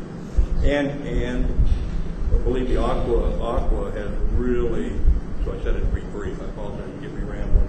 Aqua has really been powerful in individual autonomy, regional district autonomy in the drought restrictions, and you have to have this. And And so they worked really hard, and that's something we have to work on continually, is to give a level of autonomy to individual districts and regions. Because as we know, one solution doesn't fit all. Before all of this happened, we were dealing with 20 by 20 by 20, which was killing this district. Reduced by 20 by 2020. There's no need for us to reduce by 20%. It cost us money. It cost our ratepayers money because we had to raise our rates. Now you come on with another thing on top of that. And we were lucky with Aqua's lobbying to bring us down to I'm going to put both Board Member Mayo and Board Member Burke on 3 minutes. Were we down to we got down to 4% on our reduction? Was it, or was it 12? Yeah, we had 4% during the drought. During the drought that was affecting everybody but us. Yeah. So we and with, that wasn't what we were given at first. It was 30, 32. Do you remember what it was? It was like 28 or something. 26, whatever. Anyway, so that reduction. Now that's never going to happen again. It'll probably be at minimum of 12. I think would be the lowest. So anyway, there's a few points. Thank you. Did I go over my 3 minutes, Chairman? Only by 12. Yeah. Board Member Burke, do you have any other specific questions? No, thank you. Okay. Any further discussion by the board? No one available in the public. Can I have a motion? I thought we already had. Do we already have a motion? No, we do not. Not for that one. We have a lot of words. All right, I'll make a motion. Okay, is there a second? I'll second. Okay, do we have a roll call? All right, Director Barsanti? Yes. Director Burke? Yes. Director Couch? Yes. Director Mayo? Yes. And President Carter. Yes. And let the minutes reflect that after Mayo's filibuster, the board was pushed to the vote. But that half of what I said, you don't have to hear it at the end of the meeting. So I worked it in. Yeah. I'm just worried about someone else setting the filibuster rule against us in the future. Anyway, next item is board consider adjustment to change fund. Colleen Trask. Yes, thank you. Staff recommends that the board review, discuss the information provided, take public comment, and approve the increase to the change fund requested. The Support Services Department staff has traditionally used and reconciled only one cash box office-wide containing a $400 change fund. With the adjustment to a once-a-month billing cycle, there was a fairly dramatic increase in customer payment volume during the week that the majority of the bills come due. It is also considered a best management practice and internal control that all individuals receiving cash have their own cash box, their own cash flow. To accommodate this change, each staff person now maintains their own cash box and enters and reconciles the payments they take in. While the main cash box, which receives the bulk of the incoming payments, still holds the necessary $400 in change, each of the secondary cash boxes also needs a small change fund. The staff is requesting that the board approve $300 in additional change fund. And the only reason I'm asking this, in spite of the fact that the amount is so small, is that it states in the expenditure control policy that change fund adjustments must be approved by the board. I'm not sure why, but it does, and so I'm going to get to the board for your approval. I have a question. Sure. So does this mean that there's 2 people at a time helping folks? That's why you need 2 cash boxes, or is it not enough money? There can be up to 3 or 4 people at a time, because at least 1 week of the month now, because of the sheer volume of payments coming in the door. So there's only 2 cash boxes, but there's 3 or 4 people? There's 4 cash boxes. There's 4 cash boxes. Is there one at Parks and Rec? Parks and Rec maintains its own change fund. Different than this. Totally separate, totally different. So there's 4 cash boxes, and the most people in one day that can have a cash box is 4. This is Yes. I couldn't understand how you have this set up. So the change, so the adjustment now is we have up to 4 people who have a cash box you can take payments. Let me try. Sure. Okay, so there's never 4 people taking, working at the windows at a time, but with breaks, lunches, and the kind, basically they're issued a cash box in the morning, it's reconciled in the morning, and then they keep that cash box all day long. They might not necessarily be waiting on customers all day long, but at some point during their day, they're going to be waiting on customers. And so while 2 people are on a break, then there's 2 people that have the potential to be waiting on customers. And then so it's constant shifting. So at the beginning of the day, they reconcile their boxes. At the end of the day, they reconcile their boxes. That box belongs to them all day long. There's no need throughout the day when you change who's in the front window to count out the cash register to make sure that everything's up and up before the next person takes over if everybody's got their own cash balance. Okay, thank you. That sounds like a good process. Yeah. Thanks. Any further questions or comments? Subject to board and public comment, I move to approve item E8. Is there a second? I'll second it. Are there board comments, questions? There's no one in the audience. Take it back to the board for a vote. Director Barsanti? Yes. Director Burke? Yes. Director Couch? Yes. Director Mayo? Yes. And President Carter? Yes.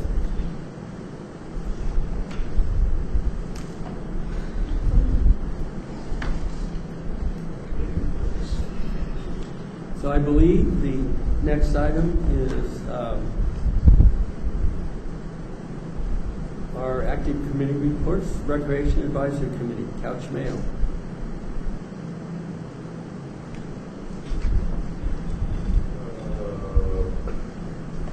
I didn't go. It was Well, a meeting, but there was no quorum, Yeah, so we didn't there are have- no notice. we didn't have a quorum, but we did have a presentation, which is in here.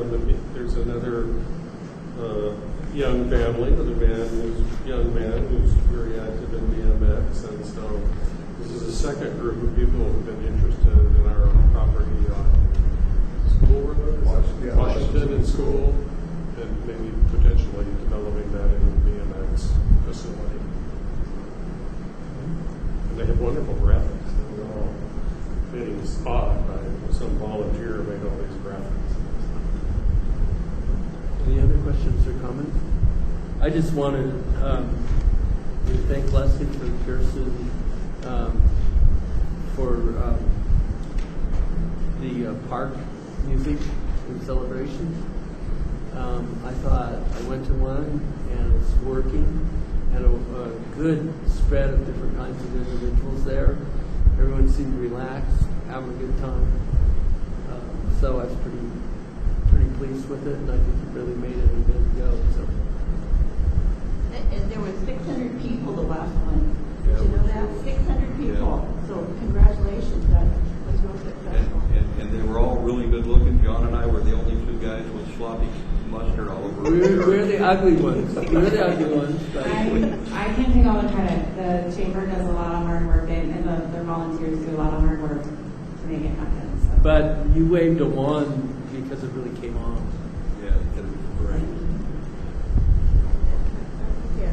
So are we going to maybe do it a little longer next year? Is that a possibility, or what? We will have our wrap-up debriefing meeting next Monday, and so we'll talk about that. I mean, the length of time depends heavily on getting enough sponsors to pay for the music.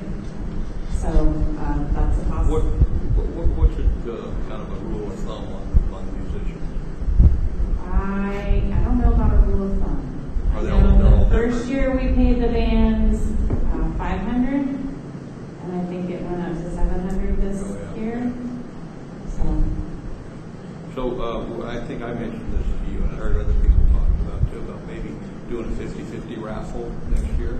Yeah, that's it's on the table for Yeah. discussion and decision. And that can raise a lot of money. And we got a lot of compliments on our sweatshirts and t-shirts, so we might make some to sell also.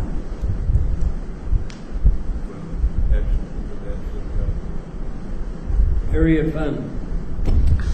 Did not meet. Redwood Region Economic Development Commission, Mayo Barsande. Yeah, we went out to the Blue Lake power plant or the solar field. They gave us a run through that thing. Pretty cool. They're getting ready to, and it was just one of those deals. Sometimes you fall into Jim Warner used to say, every time I fall into a manure pile, I find $100 bill. Well, they did a very similar thing out there. Somebody called them and said, hey, there's a specific grant right now that's just criteria, not competitive. Get a damn bid in. And they did, and they think that it's coming. They're going to do a kind of a combination River Lodge, incubator, youth training, let's see, kind of like, not the CCCs, because they do, but like you have like an older group summer camp where you learn skills and you learn things, So they're going to combine all of this just on the northwest side of where that solar array is.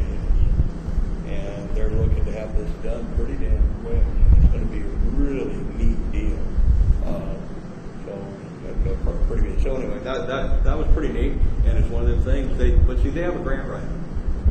They have a grant writer, a guy that's really, really good grant writer. So anyway, that was fun. And so the other thing is we got the deal from United on the flights, and all of our flight numbers are up.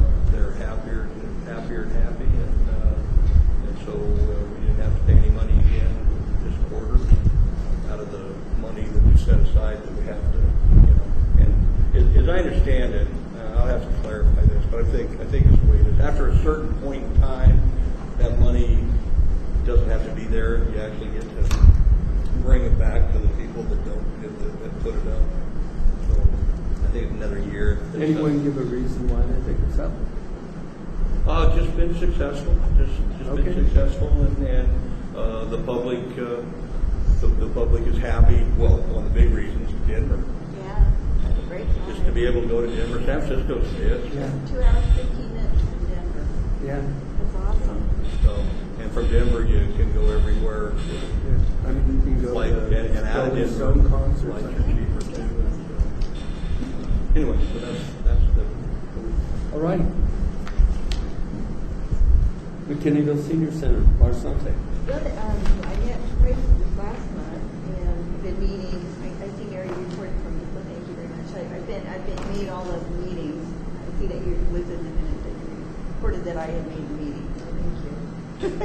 I appreciate that, and I have. And they've decided now just to have one meeting a month because we were just doing the same things over and over, and the same people came. So we were having. Leslie should know that it's the third Wednesday now. Like we had the executive meeting, and that's all they're having now. So Third or fourth? they're not having a general meeting on the last Wednesday. Okay, so it's the third. Which is always nice when you're there because you help a lot. I try to be there. The schedule changed, and You really help out because they always have a lot of questions about the building. Not some of them.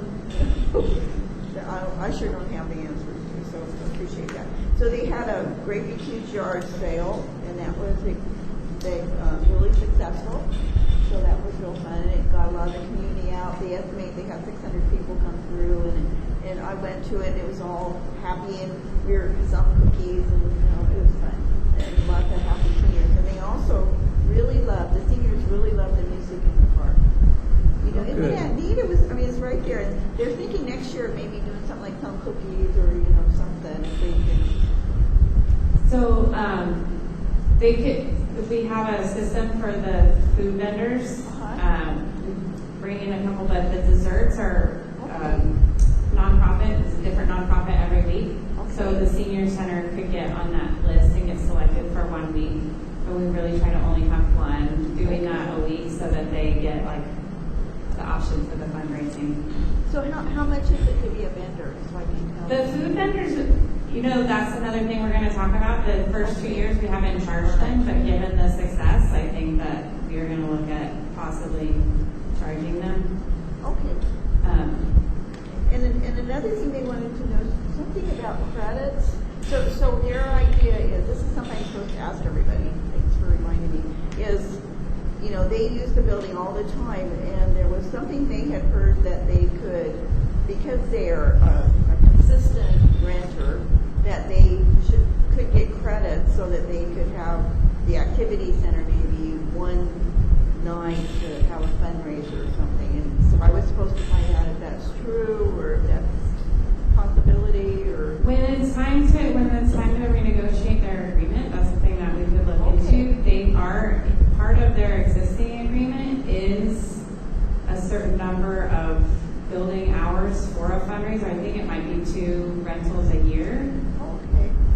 So 2 full-day rentals a year. They used their 2 full-day rentals for this year for that yard sale because they had the building booked for like 5 days. So that is part of their contract, and so if they wanted to do it at the activity center, we could change the language, you know, it would be part of their contract renewal. Okay, thank you. And then when you are talking about that, might be some creative ways that we could find for them to do other projects for us that would give them an extra day or something. And I don't know, you know, and this is just off the top of my head. Maybe they could run the 50-50, and then that would give them. If they did that, then maybe for all the time, then they'd get an extra day. Just, you know, thoughts like that to give them so that they could be a little more creative about, you know, stuff. But it's like Leslie said, you got to work those things out contractually ahead of time. You can't come back and Ahead go of after time. the fact. Yeah, and I know it's been a little bit, I'm with the transition in the executive director. Renee has come to me a couple different times with questions, and I keep referring back to the agreement. I don't know if he's been able to fully read it and digest it, but that's. Yeah, I'll try to talk to him because, you know, I say nothing but nice things about you, so I know you guys think, you know, they're a little frustrated because they have this kind of entitlement that that's their building kind of, and it's hard because it's not, you know, and it costs a lot of money. It's hard. The building just costs money. Yeah. So. Yeah, they have a hard time doing that, understanding that, so.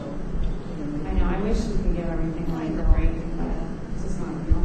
Thank you, thanks for all, that's good to know. Any other questions or comments? Okay, next item is the audit, Corbett Barzandi, nothing to report. I just worked a lot with Colleen.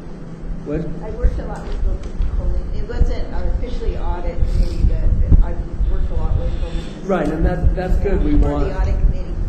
Well, on your behalf.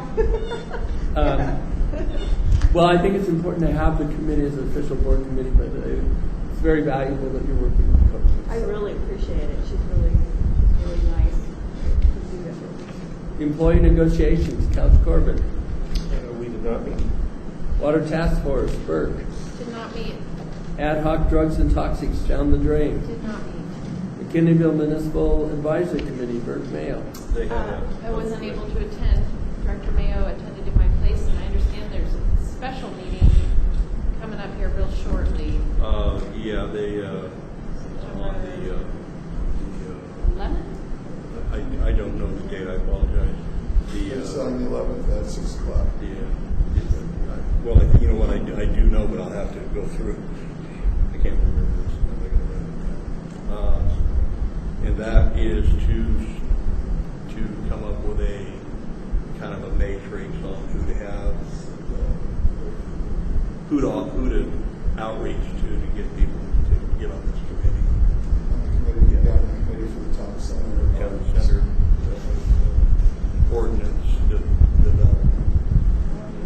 Yeah, and then the sheriff came and gave the presentation on crimes, et cetera, for the month versus this time of the month last year and the month before, and they're up a little bit. Still a lot of stuff going on. And most everything was down because of the 4th of July. Well, but starting to move again. then they were there also to talk about somebody had brought up something about a gun ordinance. And one thing I noticed, it's just a typo, doesn't really mean anything. But Brian Moss is the sheriff's deputy, not Morris. Small thing. Anyway, and a lot of misconceptions about what the laws are and aren't. And there was a presentation kind of projecting some information that wasn't accurate. So we called the sheriff, and the sheriff said that later after the meeting, we called the sheriff and said that the information was not presented correctly from him. His opinion is there's absolutely no issue. His officers are not complaining about issues with extra gun shooting or anything like that. There was a lot of misinformation about ordinances being changed, and that's why it's better down at the river. That's not the case. No ordinances were changed. Just some signage and some outreach. Right, I think because of the public outcrying on shooting down there, right? Well, that's when I saw the notices.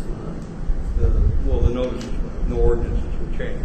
Right. So it's characterized that the ordinances were created to stop the shooting. The ordinances were already in place. They just weren't posted. And so that outreach stuff. And the sheriff, the sheriff just said that there's,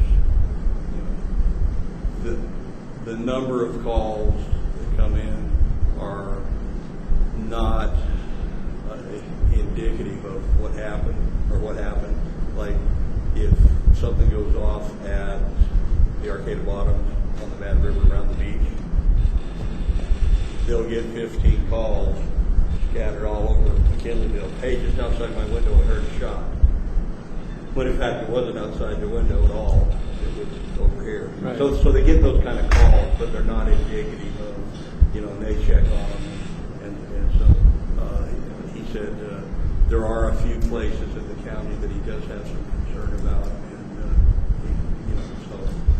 not that he isn't concerned about people's perception or their concern, but the reality was not what was presented by someone representing themselves as presenting his point of view. Okay. Let's see, what else was there? There was something else that went on that was the ad hoc committee and some of the pop-up museum. We're on municipal advisory. Yeah. So the pop-up museum. There was something about that. I forget you guys. What was that? You remember what that was? Something about the pop-up museum doing another. Yeah, they're going to do another couple of displays and stuff. Yeah. Here's what the thing is. That's been made available for people to have meetings. Okay. And then Director Couch came, and I'll let him say what he said because when he came up, I just turned the air off and did something else. What was it you brought up, Dave? I just talked about traffic issues. Something the committee should. On the circulation side. Yeah. And Dr. McGoldrick came and was very supportive of the circulation and was wanting to cue in on that to help get the sidewalks along his property line there, and was very, very disappointed with his experiences in his new home in Kinleyville. But it's been a nightmare for them with all the homeless it's been really, really, really bad. His kids went across the road. They own the waterfall, and his kids went across the road 3 different times, came back with needles, and once there were people down there shooting up and running his kids off. Well, I mean, I don't know. I think that's a significant issue, much more significant issue than others that get brought up. That we really have got to, quit doing the same old thing. We got to do something new and creative. When we lose, and we're likely to lose that family, when we lose someone, a family like Dr. Anyway, that's the report. Okay. Any questions, comments? Next is Cornerstone Committee, Couch. Did not meet. Groundwater Sustainability Committee, nothing met. Humboldt Local Agency Formation, Couch. We did not meet. Staff reports, support services.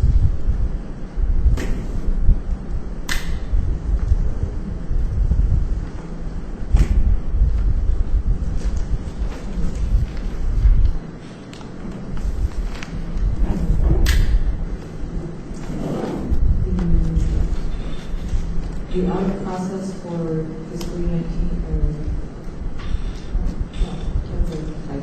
the audit process for fiscal year 18-19 has begun.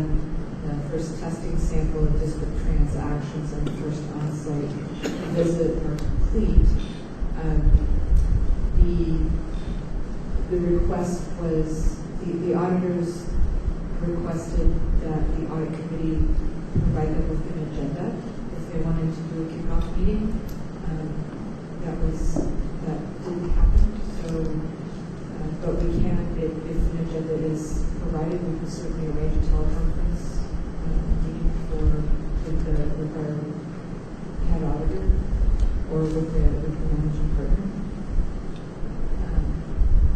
So the next on-site visit is scheduled for October 8th and 9th, and the final audit report is tentatively scheduled to be completed in time for the December board meeting.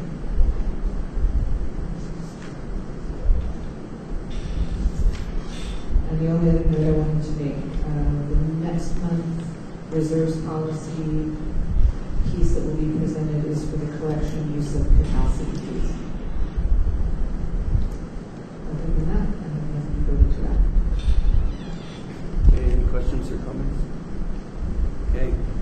Thank you. Operations Department, James Henry. Nothing further to add. Any questions or comments? Oh, Just a real quick comment. It's fun to see the GIS tasks popping up and see where you're finding new applications for the program. And just like to see us taking advantage of that kind of technology to help streamline things. any further questions or comments? Okay. General Parks and Rec. I don't have anything further to add to my report, but I'm pretty sure that James reported on this, and he didn't want to say the words. But the new scoreboard's up. Look behind you. Yay! It's lovely. And it works.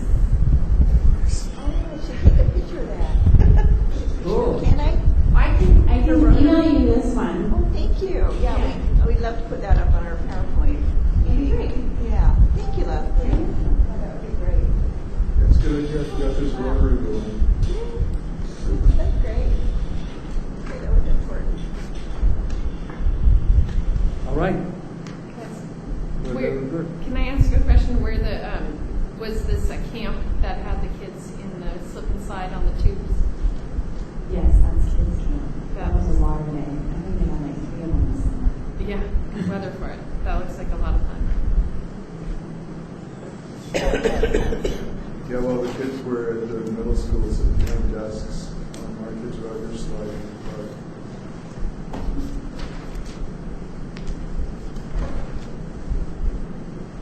Okay. Anything else? President's report. I'm. General manager first. I'm sorry, Greg. I'll concede my minutes to the president. Oh, I just want to say, notified the governor's office, I will be resigning from the Regional Water Quality Control Board for health reasons. They asked that I not make an announcement because they want floating for a few extra days or months while they hunt for replacement. It's nice they were not eager to have me leave, but so that will be happening, I think, in the next 60 days. But there won't be any formal resignation. Like I said, so they can play the option of keeping me there so they can fill the spot. I'm sorry to hear that, John. Well, thank you. Your loss.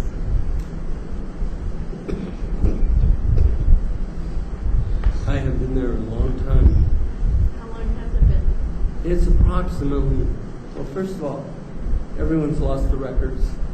So, but I think 2001. But Yeah, I thought it was 18 years, if I remember. and it was quite confusing because they used to have appointments by very specific categories, and it was hard to get people who didn't have income from an NPDS permit. So sometimes I represented environmental, sometimes I represented cities. I really liked that a lot. Sometimes I represented water supply, and sometimes one other category. So,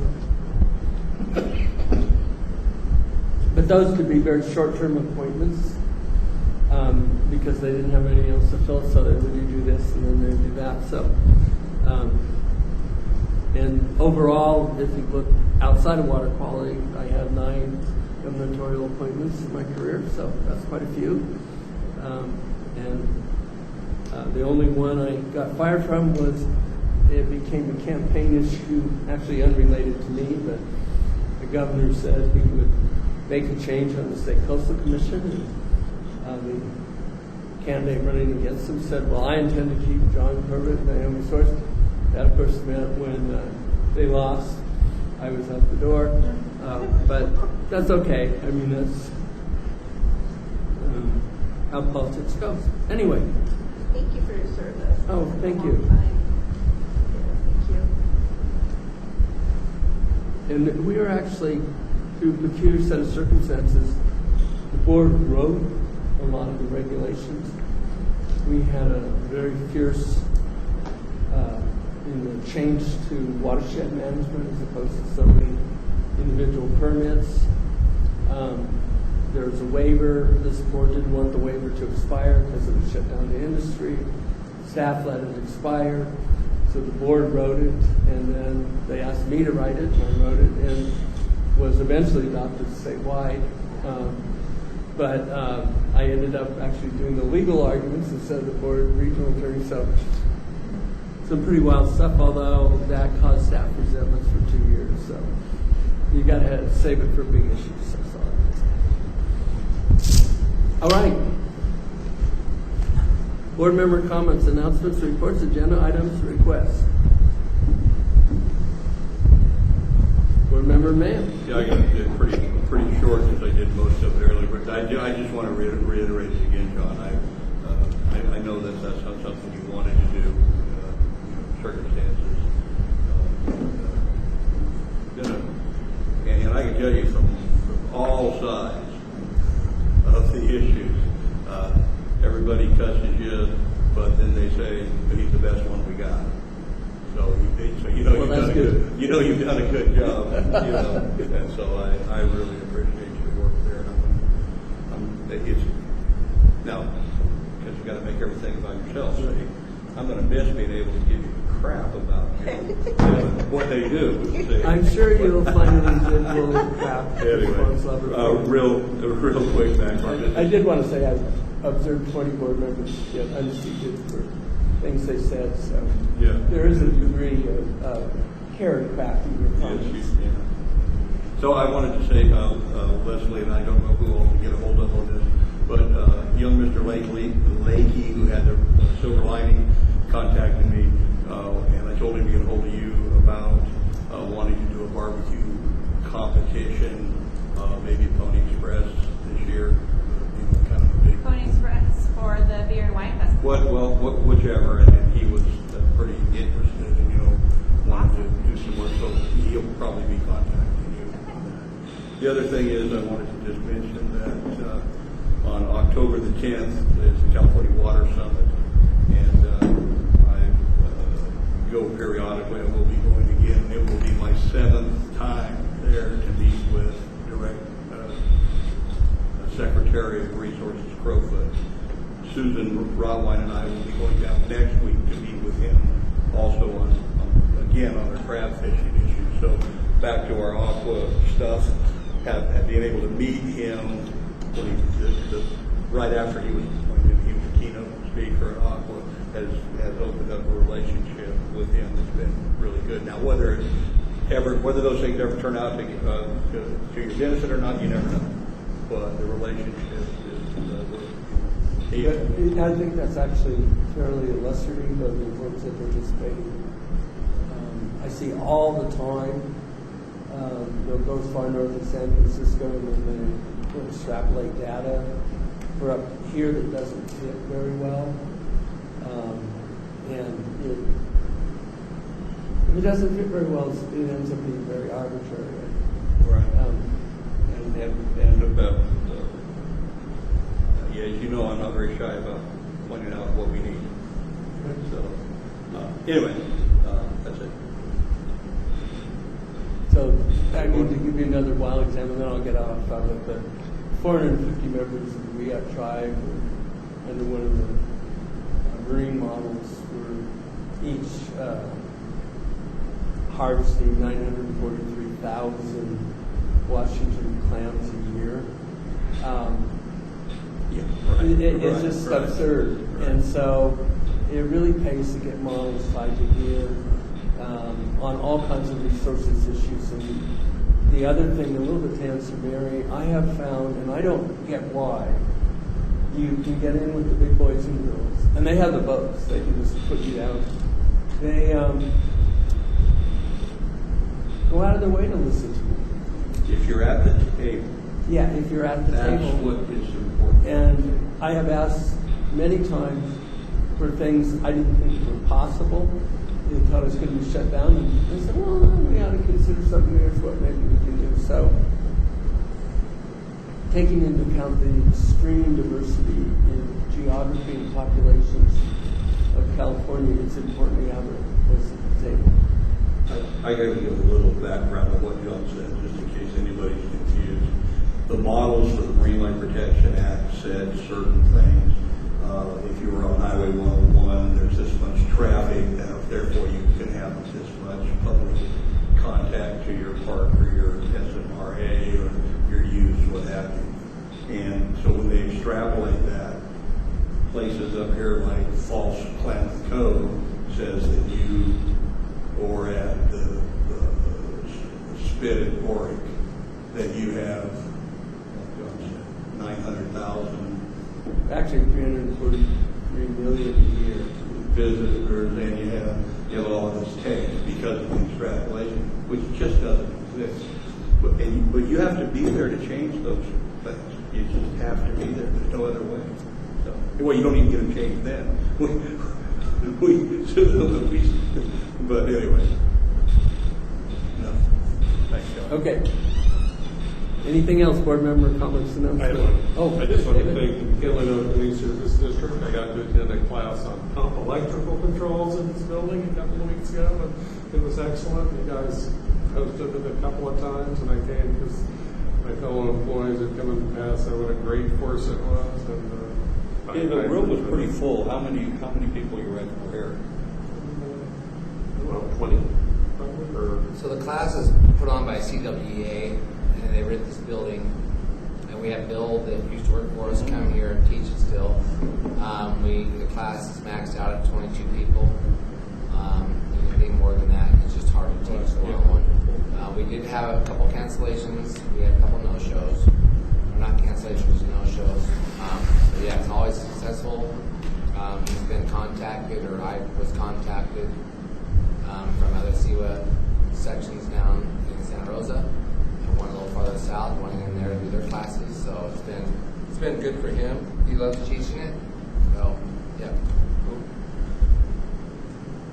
All right. And his highlight of teaching is he took over the lead plant operator at Pelican Bay.